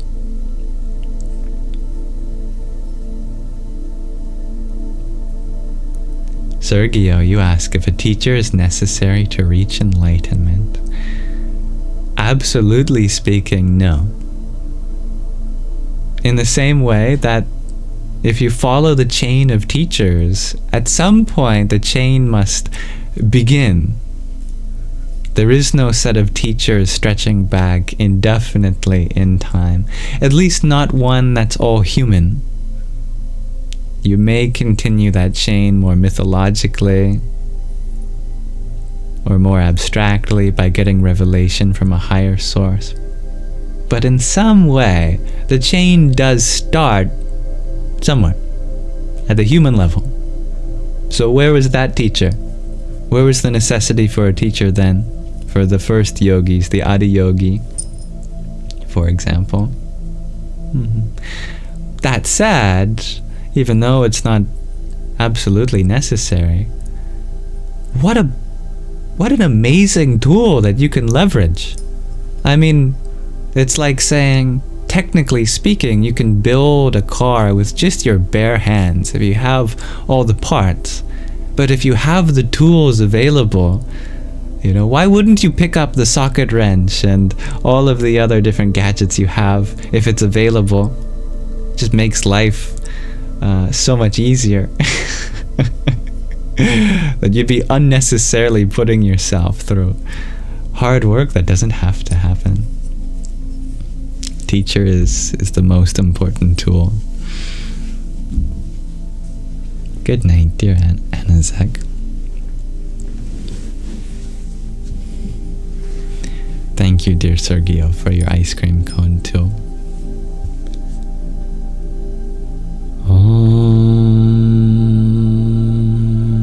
Ham Yom Sa Om Bhur Bhuvasva Om Triambakam Yajamahe Sugandhim Pushti Vardhanam Urvarukam Iva Bandhanam Mrityor Mukshiyamamritat Om Swaham Bhuva Bhu Om Sahajom Ham Om.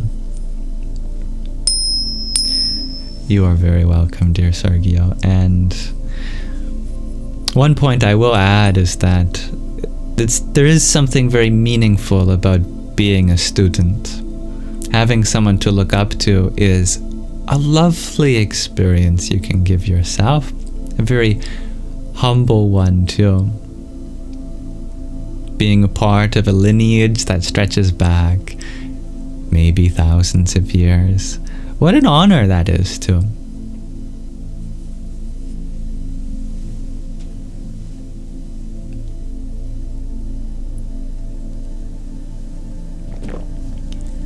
Thank you, dear Anasek, for the finger heart you sent before saying goodnight.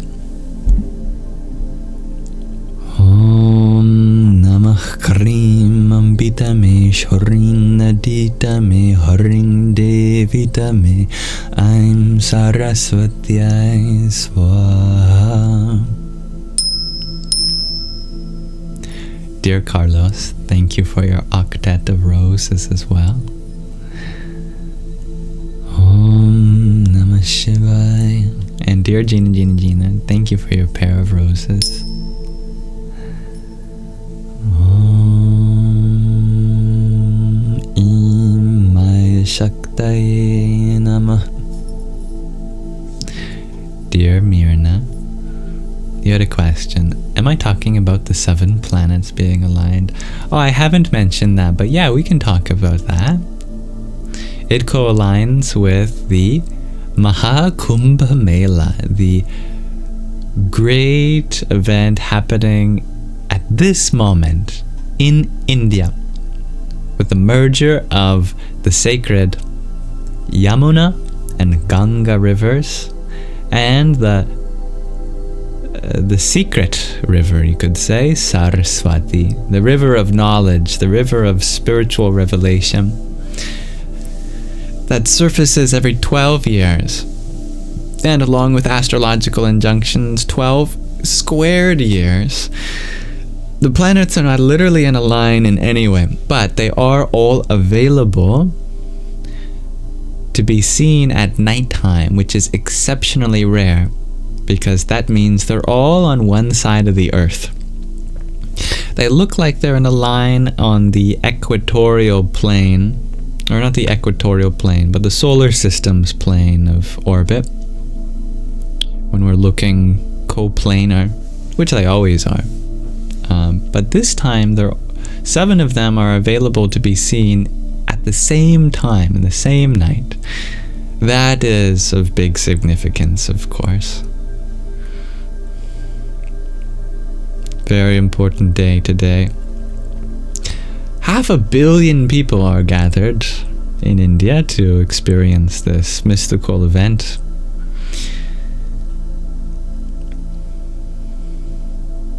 It's also a metaphor. The merger of Yamuna and Ganga correspond with the Ida and Pingala nadis that go around our spine. Nadi literally means river.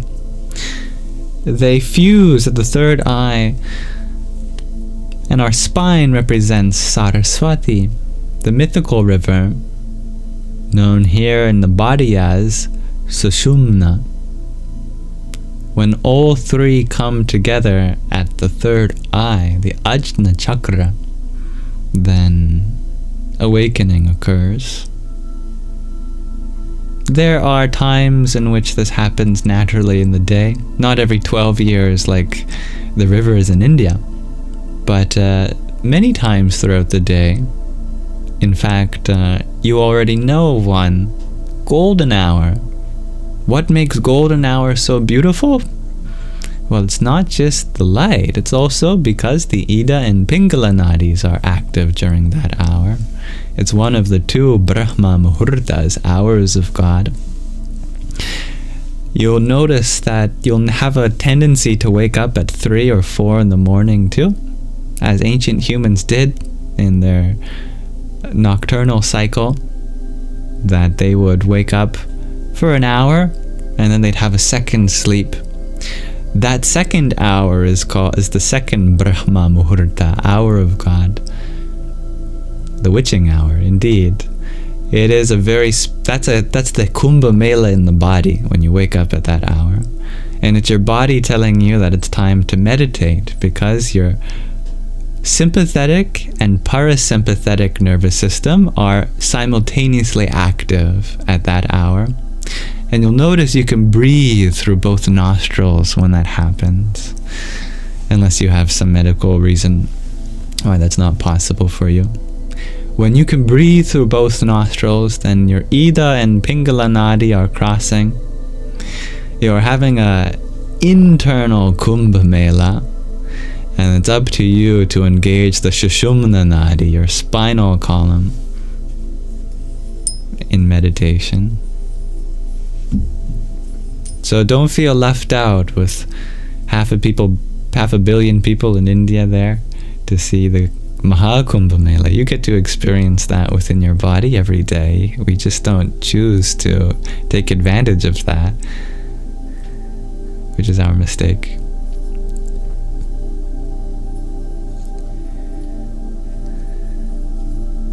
There is a very high probability that if you meditate at this time, great revelation, spiritual transformation will occur.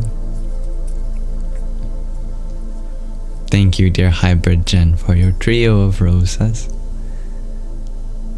Om Som Somai Namah.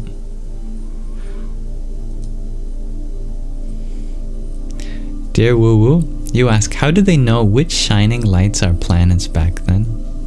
Good question. The simple answer is because they move and the stars don't.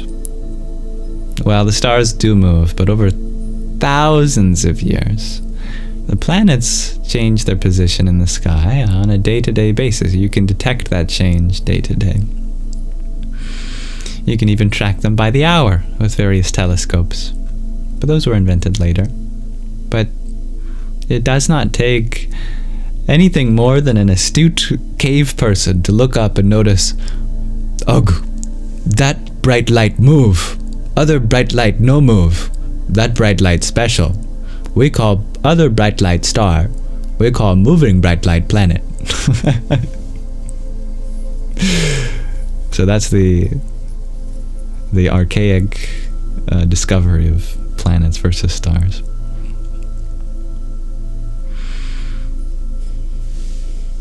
Hello, dear Danny.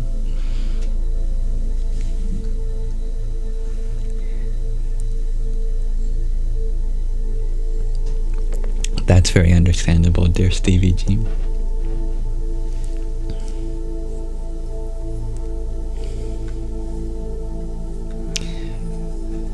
It's a little different for everyone's biology and circadian rhythm, but generally the time of Brahma Muhurta, the hour of God, occurs when the first light is parallel to the horizon for that day, or the last light is parallel to the horizon for that day. That corresponds to the golden hour and the witching hour, as we describe them in the West. But it also depends on your latitude and how far north or south you are. But, if we generalize, it's something like 3 or 4 in the morning for most people.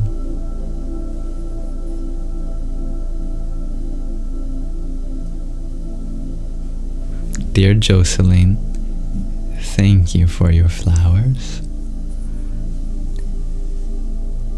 Om Khan Jahnavyai Namah.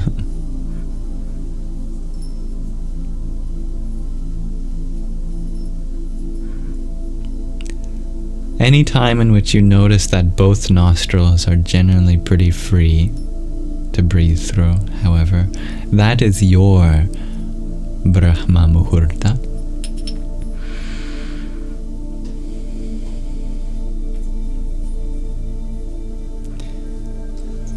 Dear Michael, you ask, is Stephanie going to break up with you this week? I don't know. I cannot read Stephanie's mind. All I can say is that if you are concerned that your partner is stepping away, give them some space to process their feelings. Don't try to chase them. That never works. Offer them support where you can. Take accountability for any mistakes. The most attractive thing that any person can do for themselves is show themselves love in this time and self-respect. People naturally gravitate towards others who are self-respecting and self-loving. So honor yourself during this time. Honor their space too.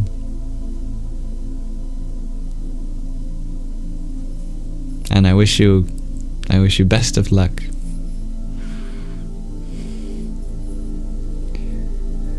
May you both experience a happy, healthy relationship.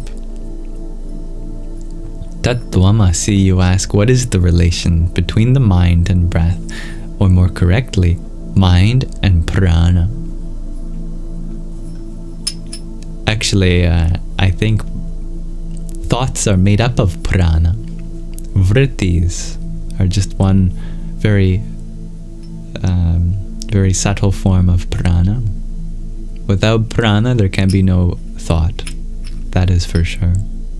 Try it yourself. Just kidding. Don't actually try this. But you can imagine, if you did try stop breathing, if you tried to stop breathing and you were successful, your thoughts would also cease as well. So without breath, there can be no mind. It is said, I believe, in Autobiography of a Yogi by Paramahansa Yogananda, that breath is the engine of the mind. So if you slow your breath, your mind also slows. If you fasten your breath, your mind also fastens. Quality of your breath is very much linked to the quality of your mind. CJ, you had asked, how do I feel about the Hare Krishna movement? I think it's been very successful in bringing a lot of people, especially those who have found inspiration in the counterculture movement, into a place beyond substance use, for instance. So many hippies gravitate towards the Hare Krishna movement because the feeling of bliss that one gets through bhakti, loving devotion, especially through song and dance of Hare Krishna, Krishna Krishna, Hare Hare, Hare Rama, Rama Rama, Hare Hare. It gives their minds one-pointed determination, which is very helpful, very nice. I think it's a great spiritual path, especially for those struggling with addiction, struggling with anxiety. When I was anxious, chanting Hare Krishna really helped. Gave myself some one-pointed determination. That's all you have to do. You can't get simpler than that. All you have to do is remember the 3 names, Hare, Rama, Krishna. If you can do that, that's a sufficient spiritual practice.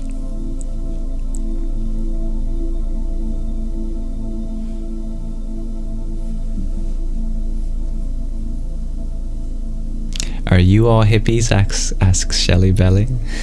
I can't speak for you. I'm sure we've got a couple here. Depends what word you choose to identify with or not.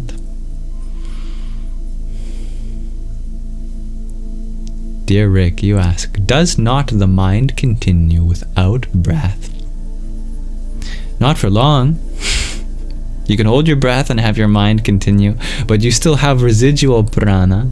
If the prana goes, the mind goes also. Mind you, there is a subtle difference here between the physical breath and the prana. Yes, the mind can exist without the physical breath. But the Sanskrit word that translates to breath, that is prana, you absolutely cannot have a mind without.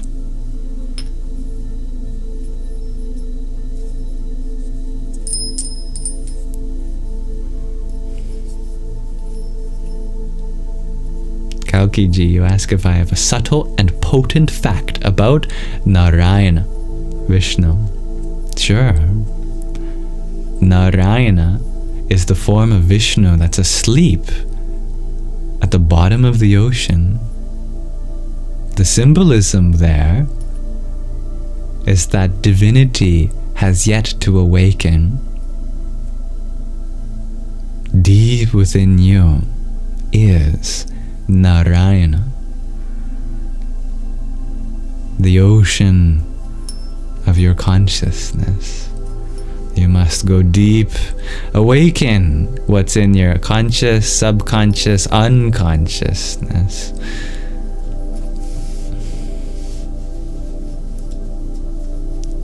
Dear Jocelyn,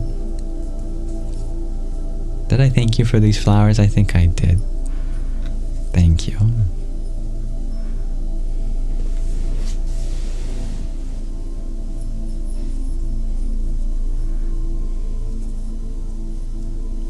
Davy G, you ask, what is the Hare Krishna movement? This is a movement that happened in the 60s and 70s from a great spiritual teacher that came to be known as A.C. Bhaktivedanta Swami Prabhupada. He is the translator of this version of the Bhagavad Gita, for example.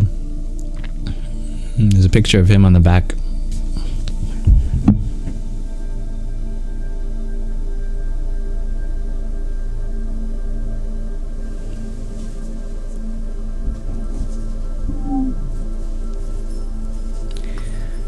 He is often known as Srila Prabhupada in short. Srila Prabhupada, his only mission as given to him by his guru was to make the name of Krishna known throughout the world.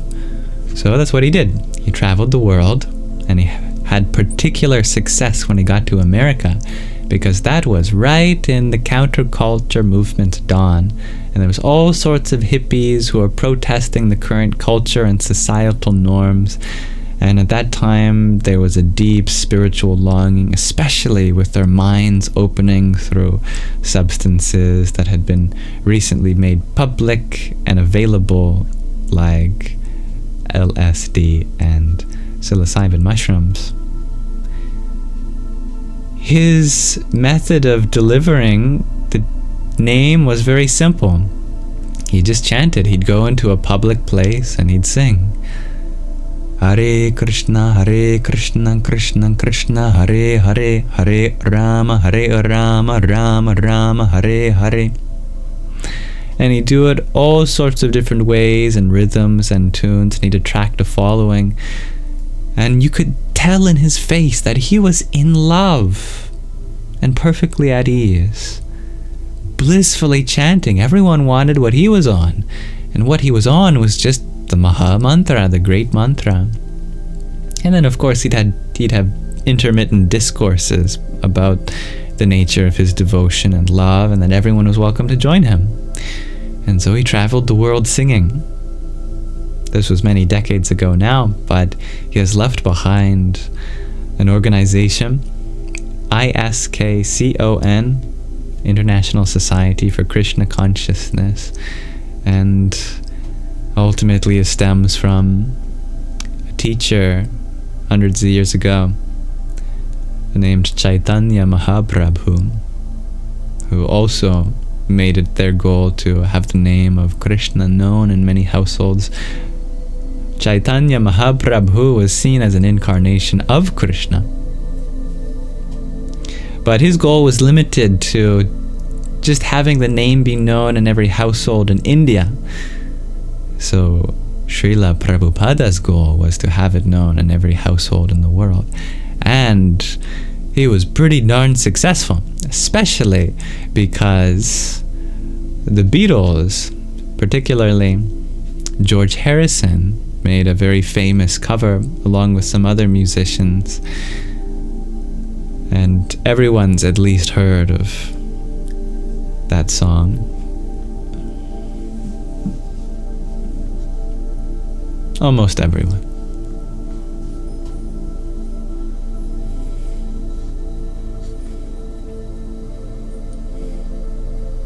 Dear Onion Boys, you shared that.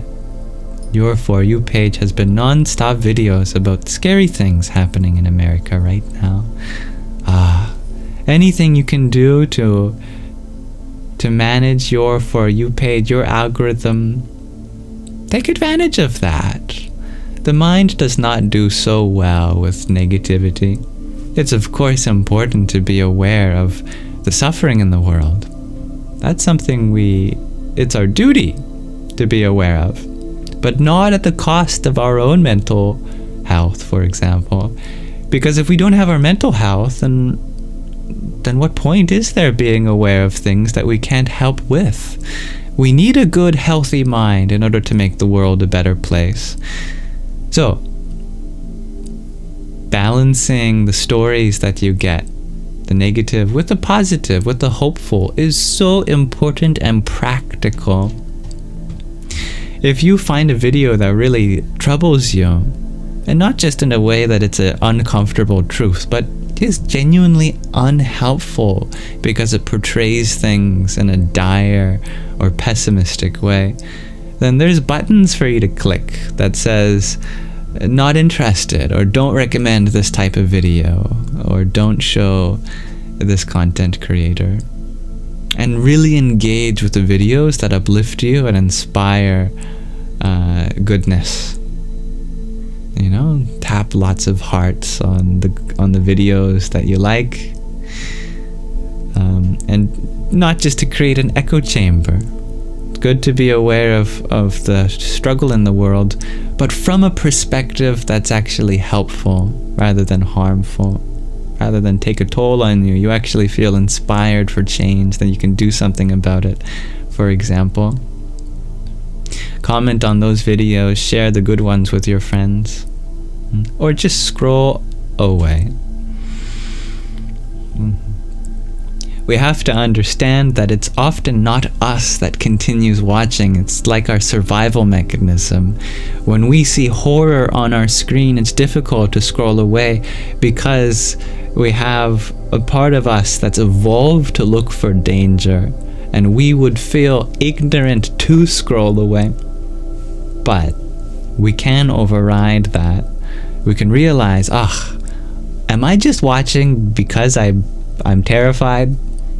If that's so, then it might be a good idea to consider scrolling away, even if you feel like it's something important to be aware of. Never sacrifice your mental health. Take good care of that.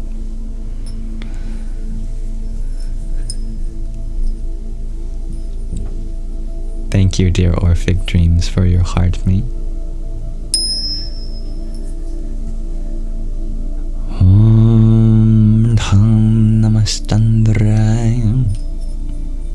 Dear Kalki Ji, thank you for your pair of roses. Hare Krishna. Dear Dean, you share that Swami Prabhupada believed that the Bhagavad Gita was created at the beginning of time. Agree?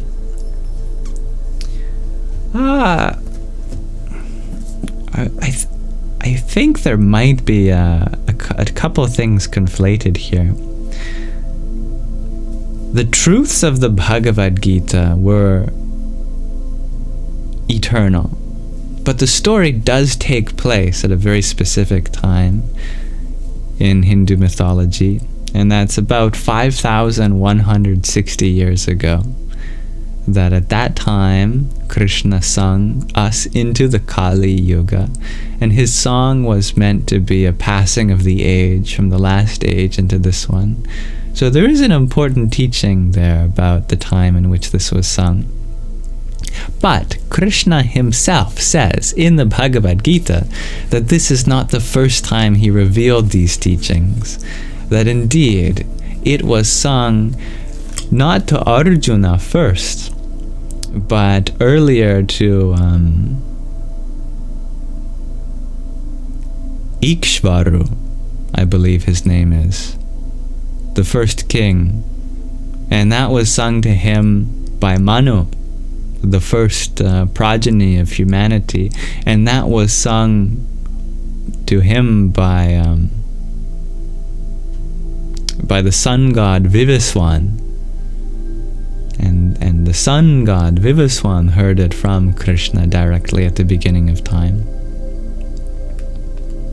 So the teachings themselves are eternal, but the version we get was 5,160 years ago, according to tradition. Great conflict called the Mahabharata.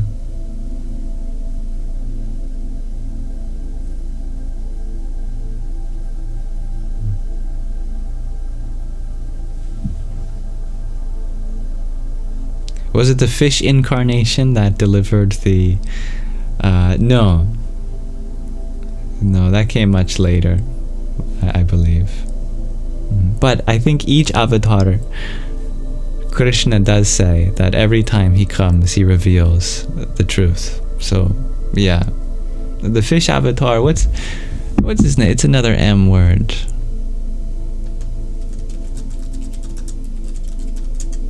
Let me look it up. Matsya. Yeah, Matsya. That was a teaching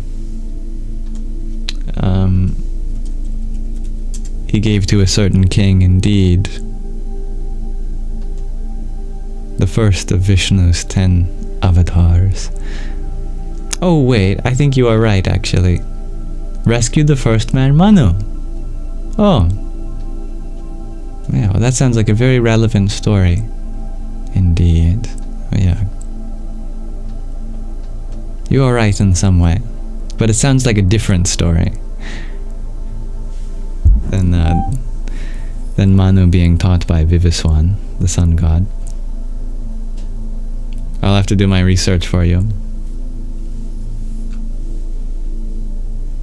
Dear Stevie G, you ask, am I aware that there will be a parade of planets sometime soon? All the planets will be lined up. Yeah, we were talking about it earlier. For the Mahakumbha Mela, all the planets will be visible. 7 of them will be visible from one side of the earth from nighttime. At nighttime, which is amazing. Good night, dear Kalkiji. They're not actually lined up radially from the sun, but they will all be seen in the line that we get coplanar with the plane. Actually, let me draw this. Why haven't I drawn this yet?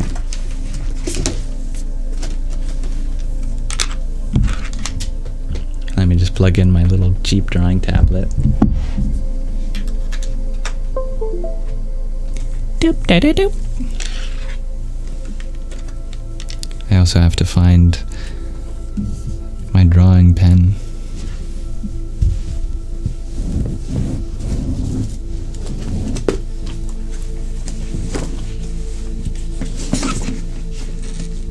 Ah, there it is.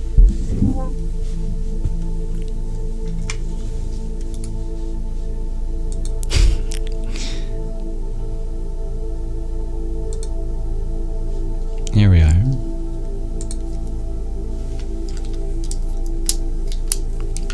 Does this still have batteries? Oh, good. Okay, so here's a little model of our solar system. We have the sun in the center, of course. And I'll draw some orbits. This will be the orbit for Mercury. This will be the orbit for Venus, not to scale, of course. For Earth, for Mars, for Jupiter, etc. I can't fit them all. So what makes this planetary alignment special is that, you know, I'm just going to arbitrarily put the Earth here, even though I may have said otherwise.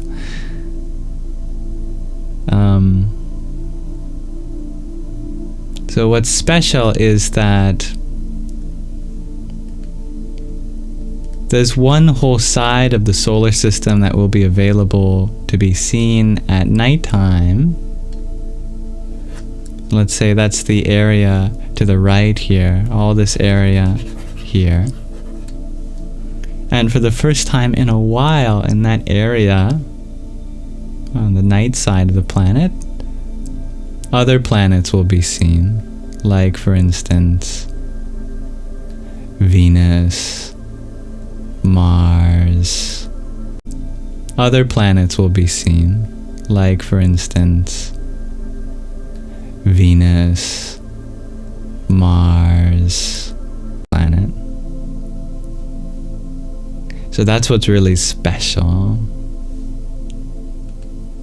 If you go out at night tonight, you'll see 7 of the planets. Obviously, you can't see some of the gas giants that are really far away with your naked eye, but with telescopes, they're all there.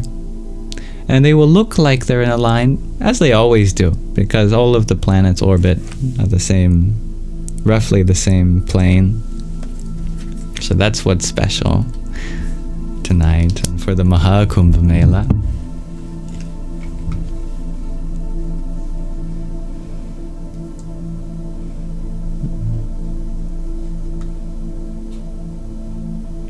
So Stevie G, you ask if there's any spiritual significance to this, some sort of ritual to be done. Yeah, we were talking about how it represents the union of the Ida and Pingala nadis, which correspond in the human body to the sympathetic and parasympathetic nervous system. And so during that time, it's important to engage our central nervous system, our conscious mind. Good time to meditate during that time. Energies will be set up in such a way that it will be very easy to achieve certain exalted revelations. So meditate. That's the ritual to be done today. Meditate. There's no other time like it. Next time it happens is 144 years.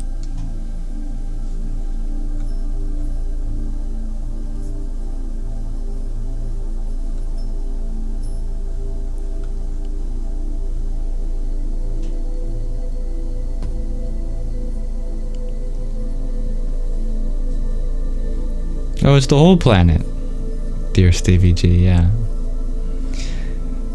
Because all the planets are roughly in the same position over the course of the 24 hours of Earth's revolution around its axis, or rotation around its axis, that everyone on Earth gets a chance to experience that, assuming their clouds are not covering the sky.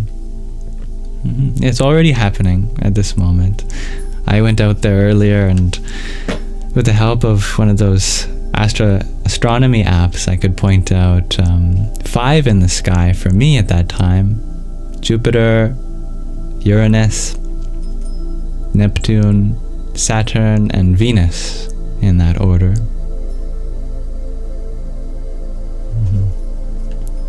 So at this moment for you, I know it's nighttime for you. You can go outside, see for yourself. I don't have a telescope, unfortunately. No.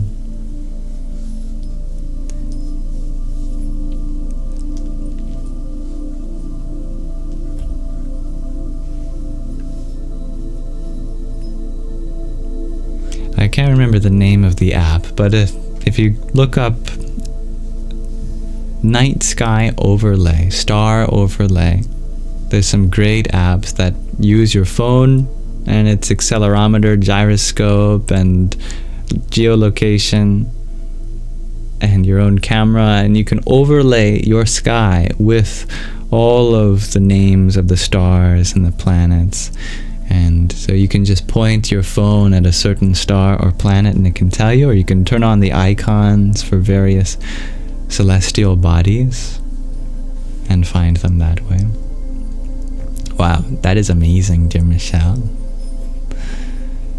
It's nice to have a telescope. What a privilege it is to see into the night sky. Shelly Bella, you share, it's too cold outside. You are going to pass on a 144-year occurrence just because it's too cold outside.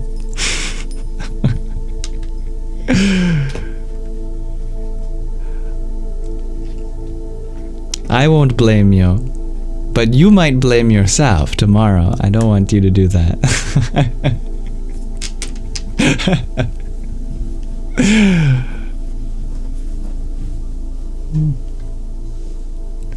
If it's cloudy, of course, there's nothing you can do about that, I'm afraid, besides pray.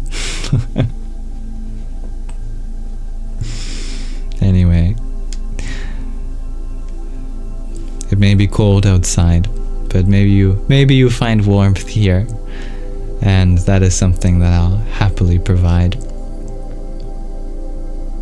Indoor star conversations are, of course, welcome. And we can experience it for you and share our stargazing stories.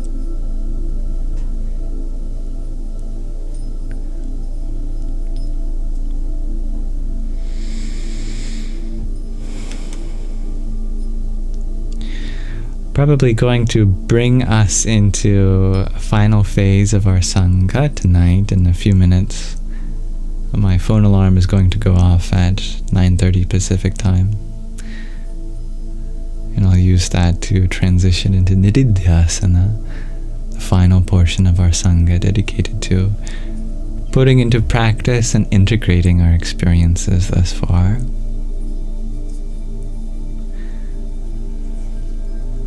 It's always comfy, cozy in here. Oh, I'm glad, dear Shelly Bella. You're always welcome.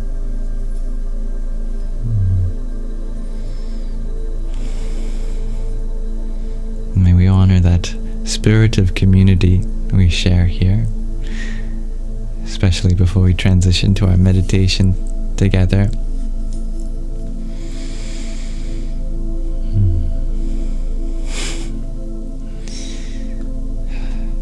Oh, I have a question of the day. That's right, I forgot to ask that. Today I'm asking, what are some powerful ways of saying no?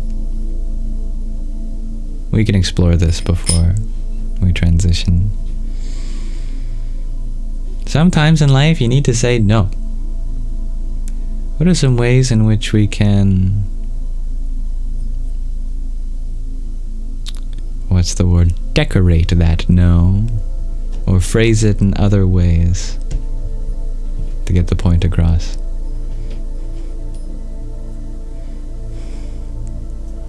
I'd love to explore that with you.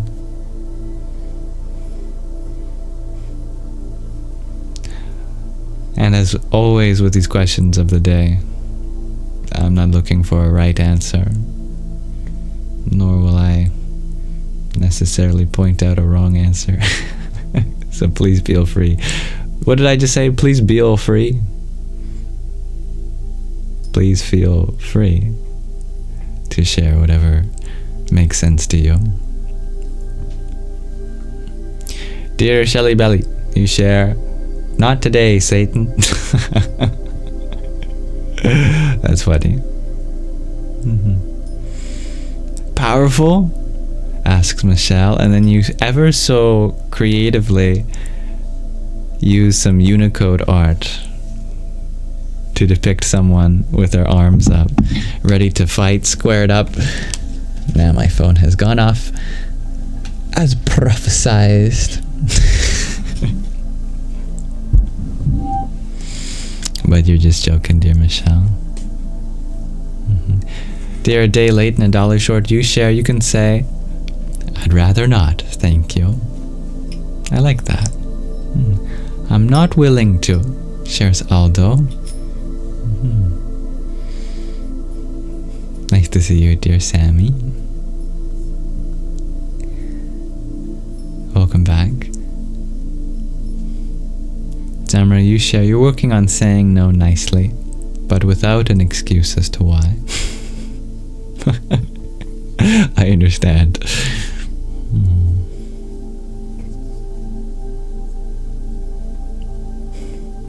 Dear Marlin, you simply say no.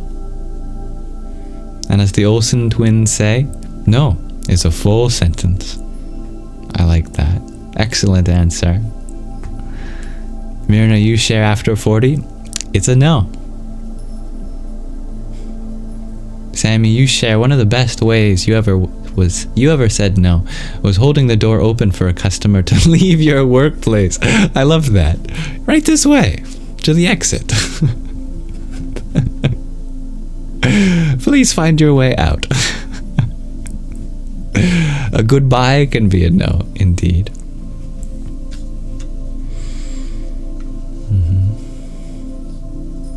No way, Jose. I like that, Shelly Belly. Especially if their name is Jose.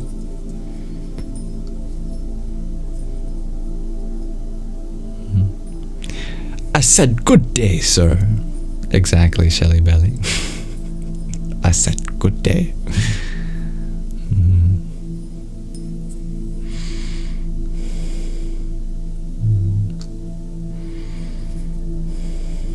These are very powerful.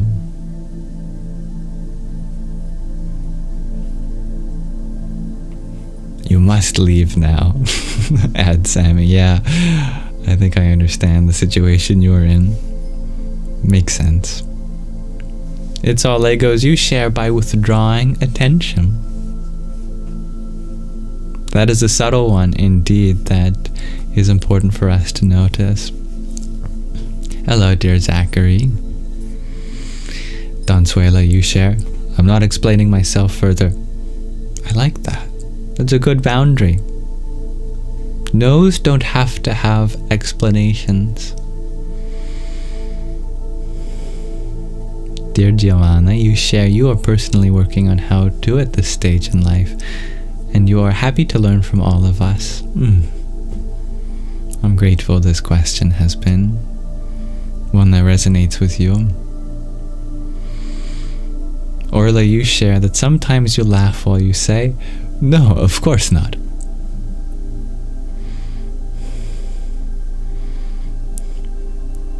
can imagine how that can be very helpful. Adding the right energy, the connotation. Dear Jay, you shared the most powerful no you've ever said was to yourself, to choose what's right over what's easier. I love that so much. What a great answer. Thank you.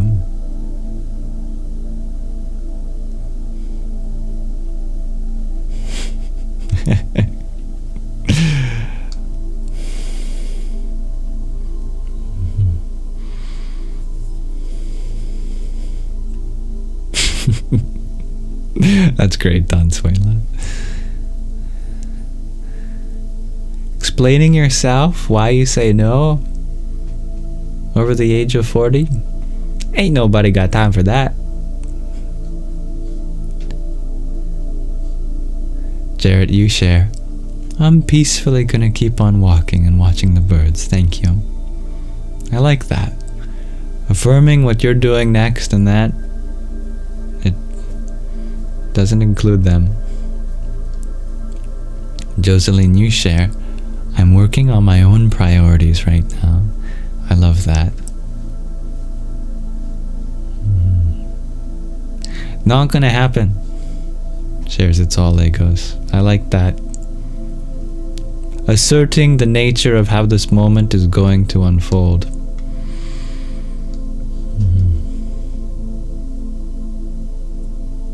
Although you add, that would go against my beliefs, or values, or morals, etc. I like that. Affirming your own needs, your own boundaries, that you won't cross your own.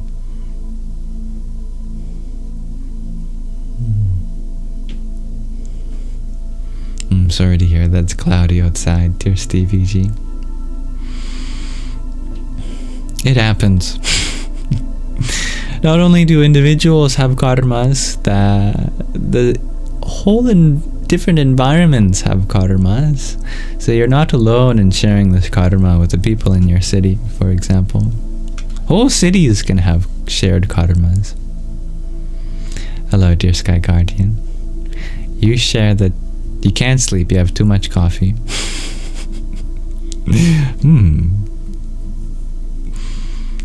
Those two statements sound very related.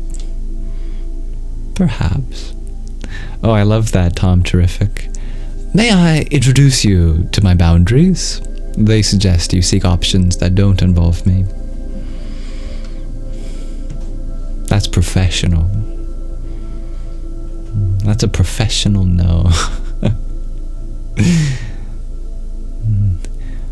Oh, I love that, dear Dansuela. That's a good one. It's all Legos. Not today, Satan. Yeah. Okay, fine. I'm gonna go look, share Shelly Belly.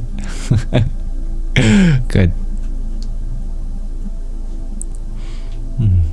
Hello, dear Panda Medic.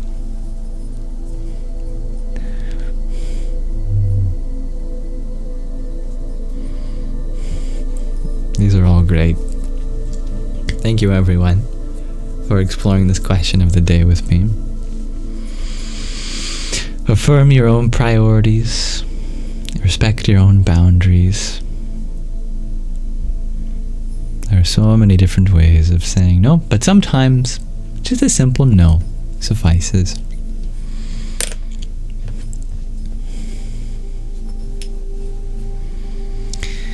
We'll pause our exploration there for now, but Dansuela, you ask, how do I like to say no? I find that when I have to say no, it's often an experience that someone wants to share with me, and I thank them for that. Thank you for wanting to have something with me, or do something with me, or have me do something for you in some way. That I can be grateful that you were open to that. However, just as we were talking about respecting one's own boundaries or needs or values, that I have to be careful of not crossing into Yamas myself, for instance, I have to respect the fact that I am not just a caretaker of other responsibilities. I have responsibilities to be a role model too, and I wouldn't want others to be in that situation, and therefore I shan't expect that there should be an exception for myself in this case either.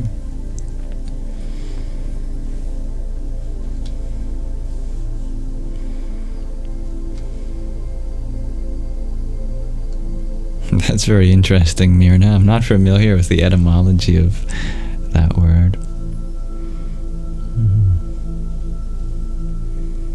It's all Legos. You point out that it's when the other party doesn't respect a simple no, that consequences need to be brought up. Absolutely. Yeah, that's efficient. No is the boundary.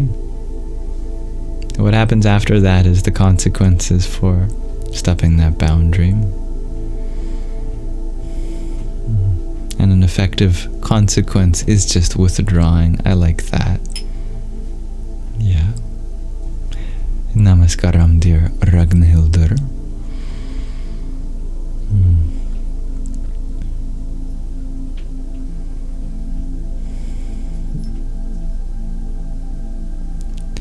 Tom Terrific, you share that you you throw glitter in the air for effect and whisper, absolutely not, and then exit dramatically. I love that. I apologize, dear Stevie G. If I could make the clouds go, I don't think I have a cloud mantra. One of the names for, one of the translations for Akasha is sky. We can do a mantra for space, for that sky that is known as Akasha. Om Ham Akashaya Nama. The bija, the seed syllable for the sky, for space, is Ham.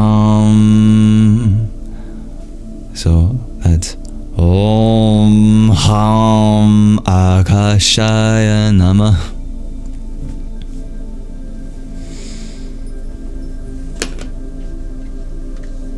You can try that. You got clouds there too, dear Shelly Belly. Ah, well, you tried, and that's enough.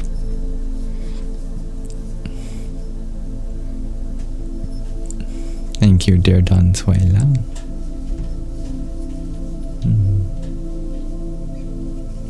Let's transition now to our final segment of the Sangha, which is a meditation.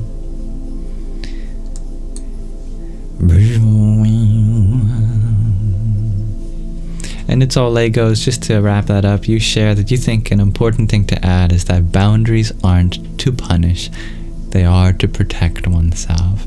Absolutely. And at times they make a relationship deeper. When you put boundaries up for things that are extraneous to the relationship, they can help channel a deeper connection for the things that you are open to.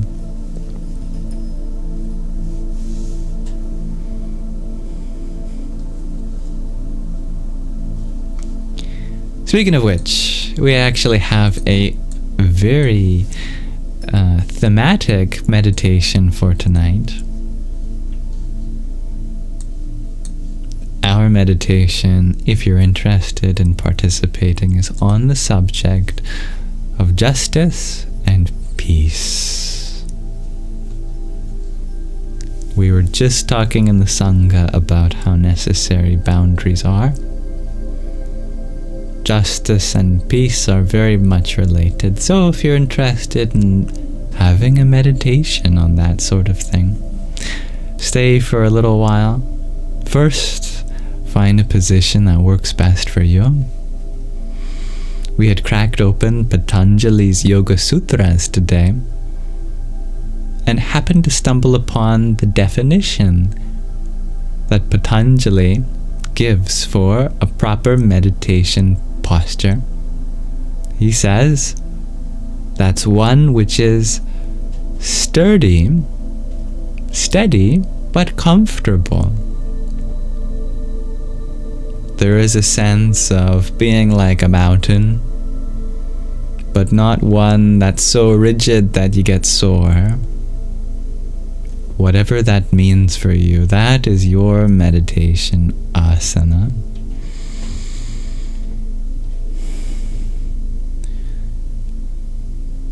We begin, as always, by directing our attention to the breath. Inhaling deeply.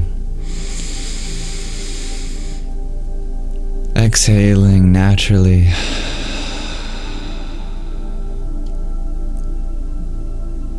Repeat this process, and with each repetition, make your inhales and exhales deeper, more refined, natural.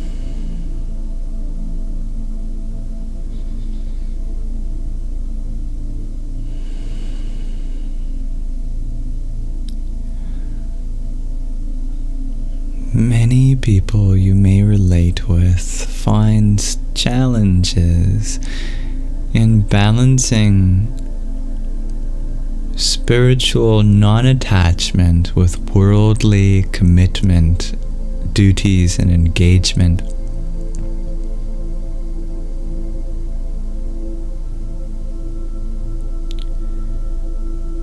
One may get the impression on the spiritual path, perhaps, that you should be completely open to everything and non-attached and just let everything happen, free-flowing, be a silent, disengaged witness from life. There is truth to that at a metaphorical level of withdrawing your sense of self into the spirit soul conscious awareness.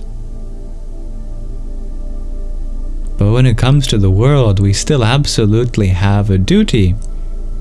We have a duty to protect our body, our mental health.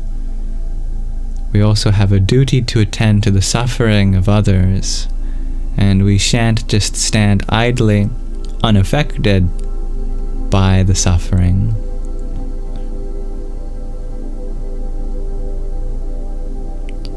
Even an enlightened being knows how to set proper boundaries where they need to be.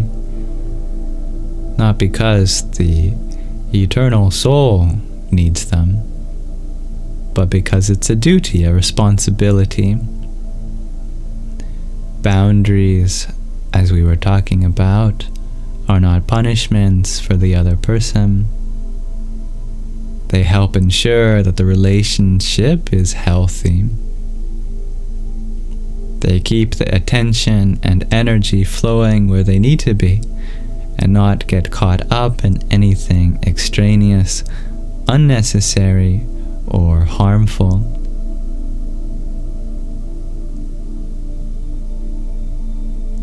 Even if you are feeling spiritually uplifted and have reached a state of contentment and bliss, that it truly wouldn't affect you what someone else does. We are not only responsible for our own peace, but for others. And for them, we have to show them what it's like to be a role model. Set boundaries where they need to be. Show them that they're allowed to say no when necessary, and have consequences for that. Consequences never to harm, but only to withdraw from your role in that dynamic.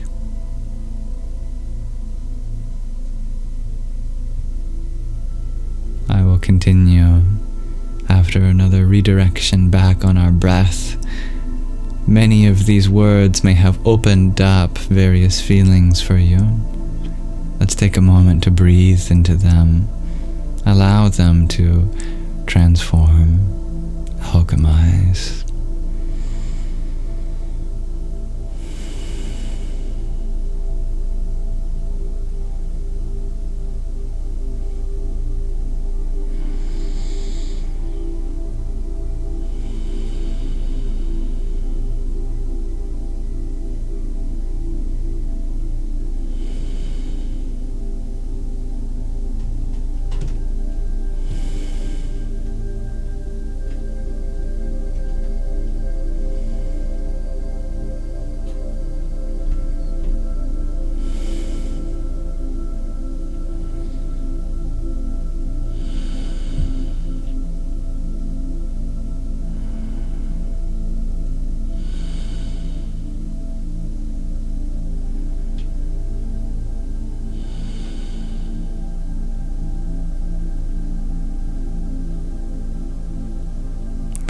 Your center.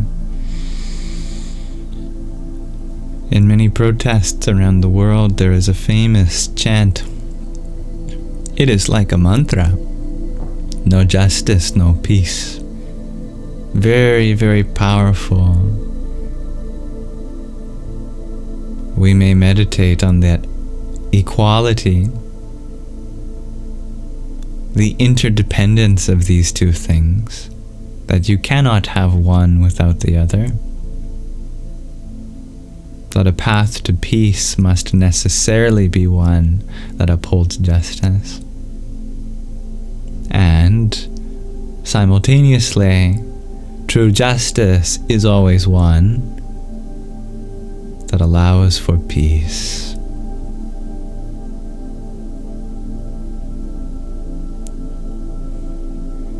For instance, on the contrary, suppose the existence of peace without justice. Is it truly peace if we're hiding something?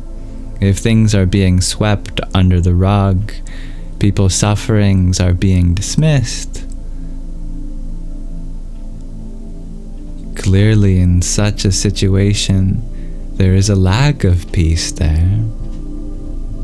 Such is a contradiction. Likewise, any sort of attempt at equality or equity that does not hold room for peace, especially inner peace, is going to have a very challenging time at being a successful movement, because then what is one really fighting for? All this is to say, we have to balance these two things. We mustn't let our peace take away from our pursuit of justice, and we mustn't let our pursuit of justice take away from our peace.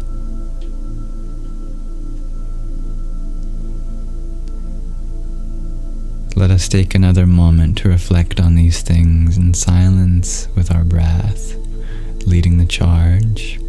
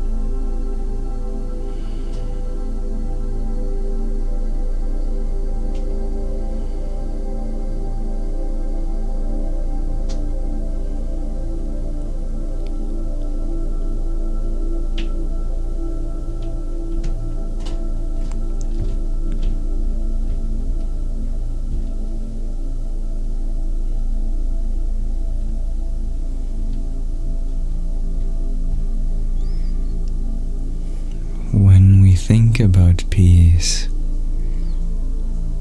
It often comes in two forms. There's worldly peace, and then there's internal, spiritual peace.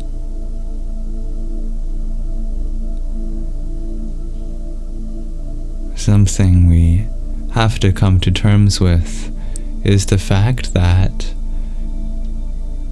the external world will never be completely peaceful because it's not its nature. However, our inner nature is already peaceful. If that's difficult to feel, it's probably because we've dragged in parts of the lack of peace in the world inside, like having dirty shoes and walking on a clean floor on the inside of the house. The dirt doesn't come from inside. It came from the external. It is the purpose of the world to provide us with places to bring our internal peace outward, to share. That means that we have to make room for the eternal conflict that will be in a society, in a civilization, in this world, but not give up on what we can do anyway to make it more peaceful. Our responsibility is not to make the whole world peaceful, because such would mean that there's nothing higher to achieve. There would be no challenges, no more lessons. And in this world, there's always going to be another difficulty to attend to. That's how we accelerate, ascend, evolve, is coming into challenges.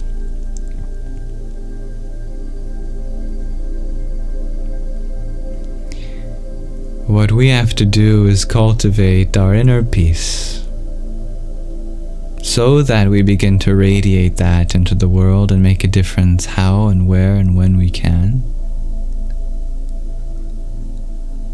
If we think that the world has to become peaceful before we are, then we've put the cart before the bull.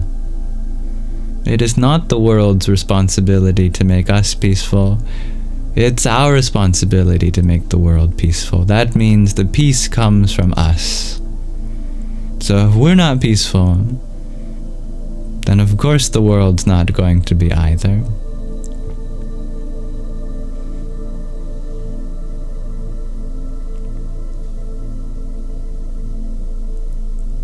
When there is a lack of peace, where is that peace going to come from? It has to come from somewhere.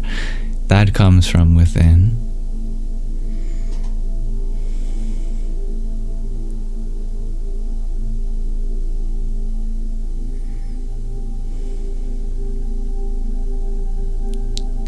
We may come into this world with nothing physically, not even a body that we have to get from Mother Nature.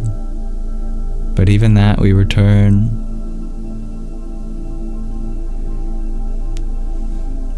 All material experiences, they come and go. So it seems clear to me that this world is not for us to get anything from.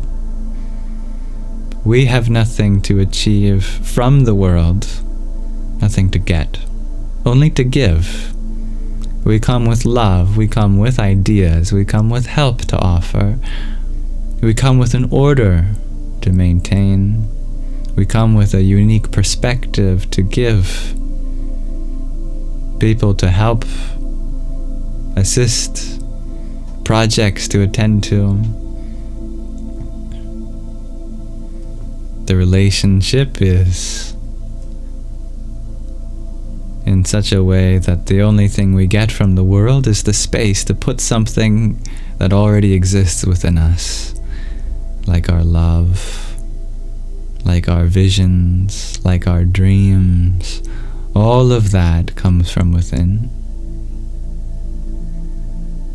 Breathe.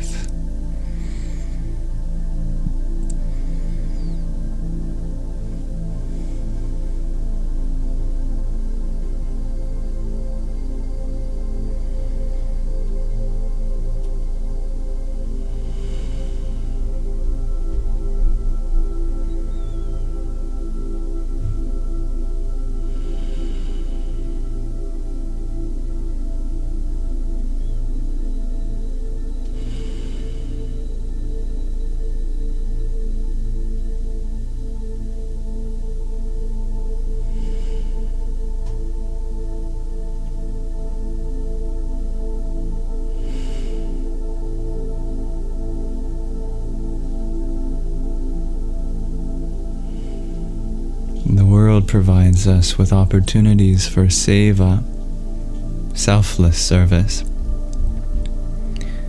There is no such thing as my life as different from your life. There is only life, and that is what we share.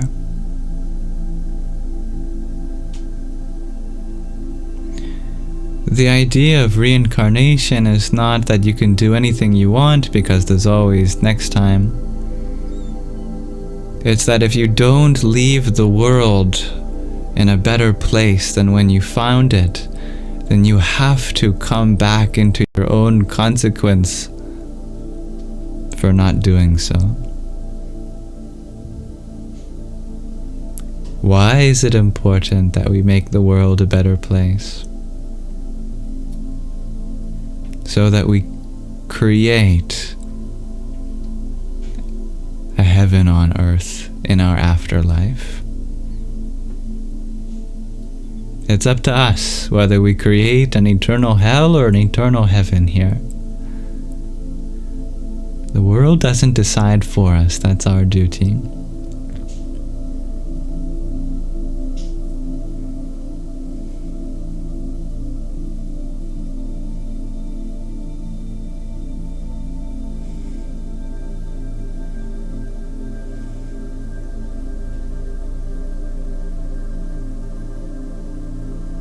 And everything we need is within.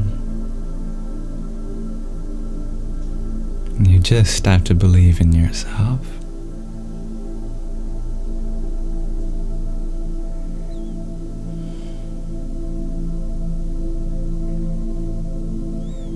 When even one person suffers, the whole world suffers.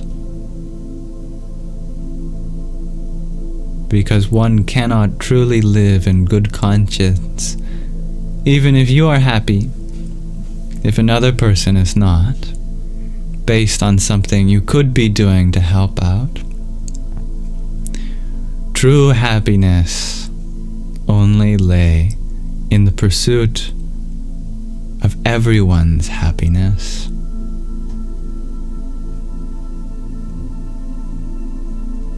True justice doesn't mean that we punish. Not at all. It means that we uplift. That we bring out the goodness within everyone, including the goodness that oppressors are suppressing. How ironic.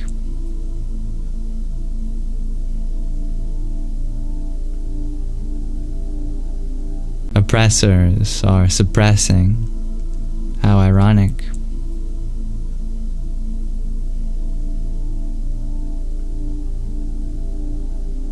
In their heart, seek to dismantle the peace of others.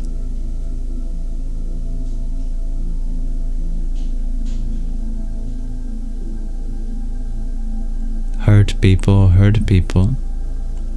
but loved people love people.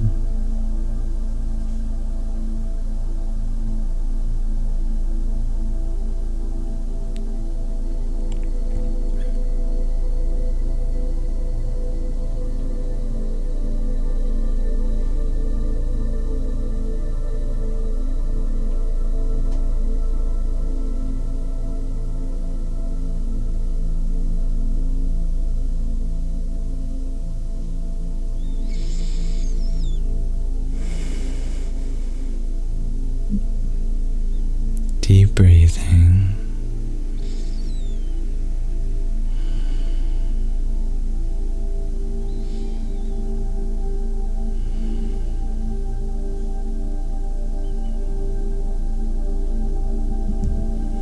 We'll end with the peace mantra.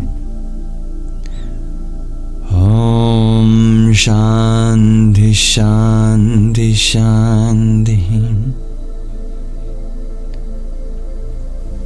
It is said thrice.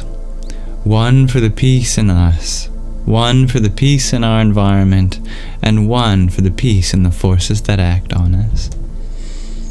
Another time. Om Om Shanti Shanti Shanti.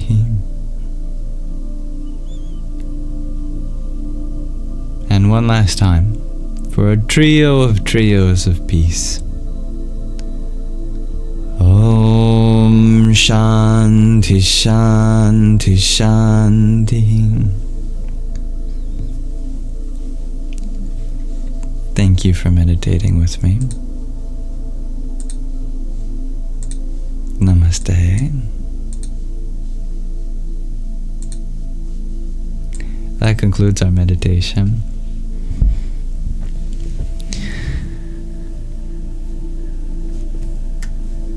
Remember, happiness lies in the journey. Justice uplifts the vulnerable. Bring forth goodness from within. Hurt people, but loved people love people. Breathe deeply and invite peace. Thank you to those who sent a gift while we were meditating. Dear Nani Juice, thank you for your rose and heart me. Om Shanti Shanti Shanti. Another one. Thank you, dear Strawberry Star Bunny, for your rosa. Hari Om Tat Sat. Miss Bliss, thank you for your heart me. Om Namo Bhagavate Rudraya. Dob Darker, thank you for your heart me too. Om Namo Bhagavate Vasudevaya. Thank you, dear Ragnhildur, for your trio of roses as well. Om Aum Sarasvatyai Namaha. And Gina, thank you for your rose. Rama Rama. I'm so grateful to share this space with you all. I hope we can continue to amplify the connections we have here, celebrate each gesture of love. May we all carry peace into the rest of our days or nights, whatever time we are in the world. Namaste, and best wishes for blessings for you all. Thank you everyone for being here. Thank you to my lovely moderators for helping keep the peace. Thank you, It's All Legos, for your baker's dozen worth of roses. Om Narayanaya Vidmahe Vasudevaya Dhimahi Tanno Vishnu Prachodayat.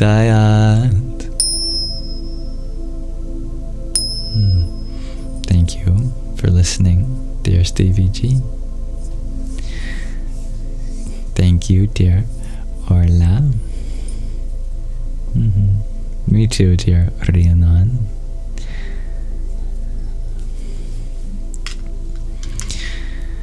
This live stream is going to be uploaded to my Yamsox Lives YouTube channel, along with the meditations and the readings, especially if you ever want to catch up on, where is it? The books that we read. I know not everyone can attend at the same time. The Journey Home is the one we're currently reading. First two parts are already up there on YouTube. May this live stream be an offering to the divinity within you. Om Asato Ma Sadgamaya Tamaso Ma Jyotirgamaya Mrityor Ma Mritangamaya. Om Shanti Shanti Shanti. Om. Lead us from the unreal to the real, from darkness to the light, from death to deathlessness. Om. May there be peace in us. May there be peace in our environment. And may there be peace in the forces that act on us. If there's any way in which I can make this space more inclusive to you next time, hold me accountable to that so I can be a more humble host. Much love, dear Dansuela. You know I love your name. I know I've said that before, but it is one of my favorite things to say. Dansuela. It's so good. So satisfying. Also your last name. Dansuela Garcia. Rolls off the tongue very well. I have to remind you.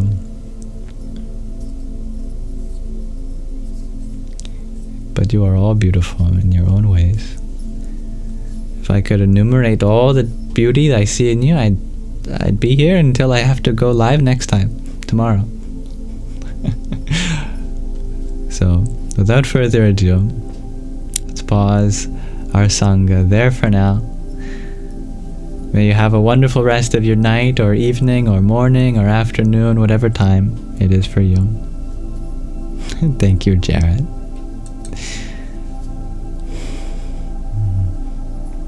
Most importantly, may you have a wonderful rest of your present moment. Namaste.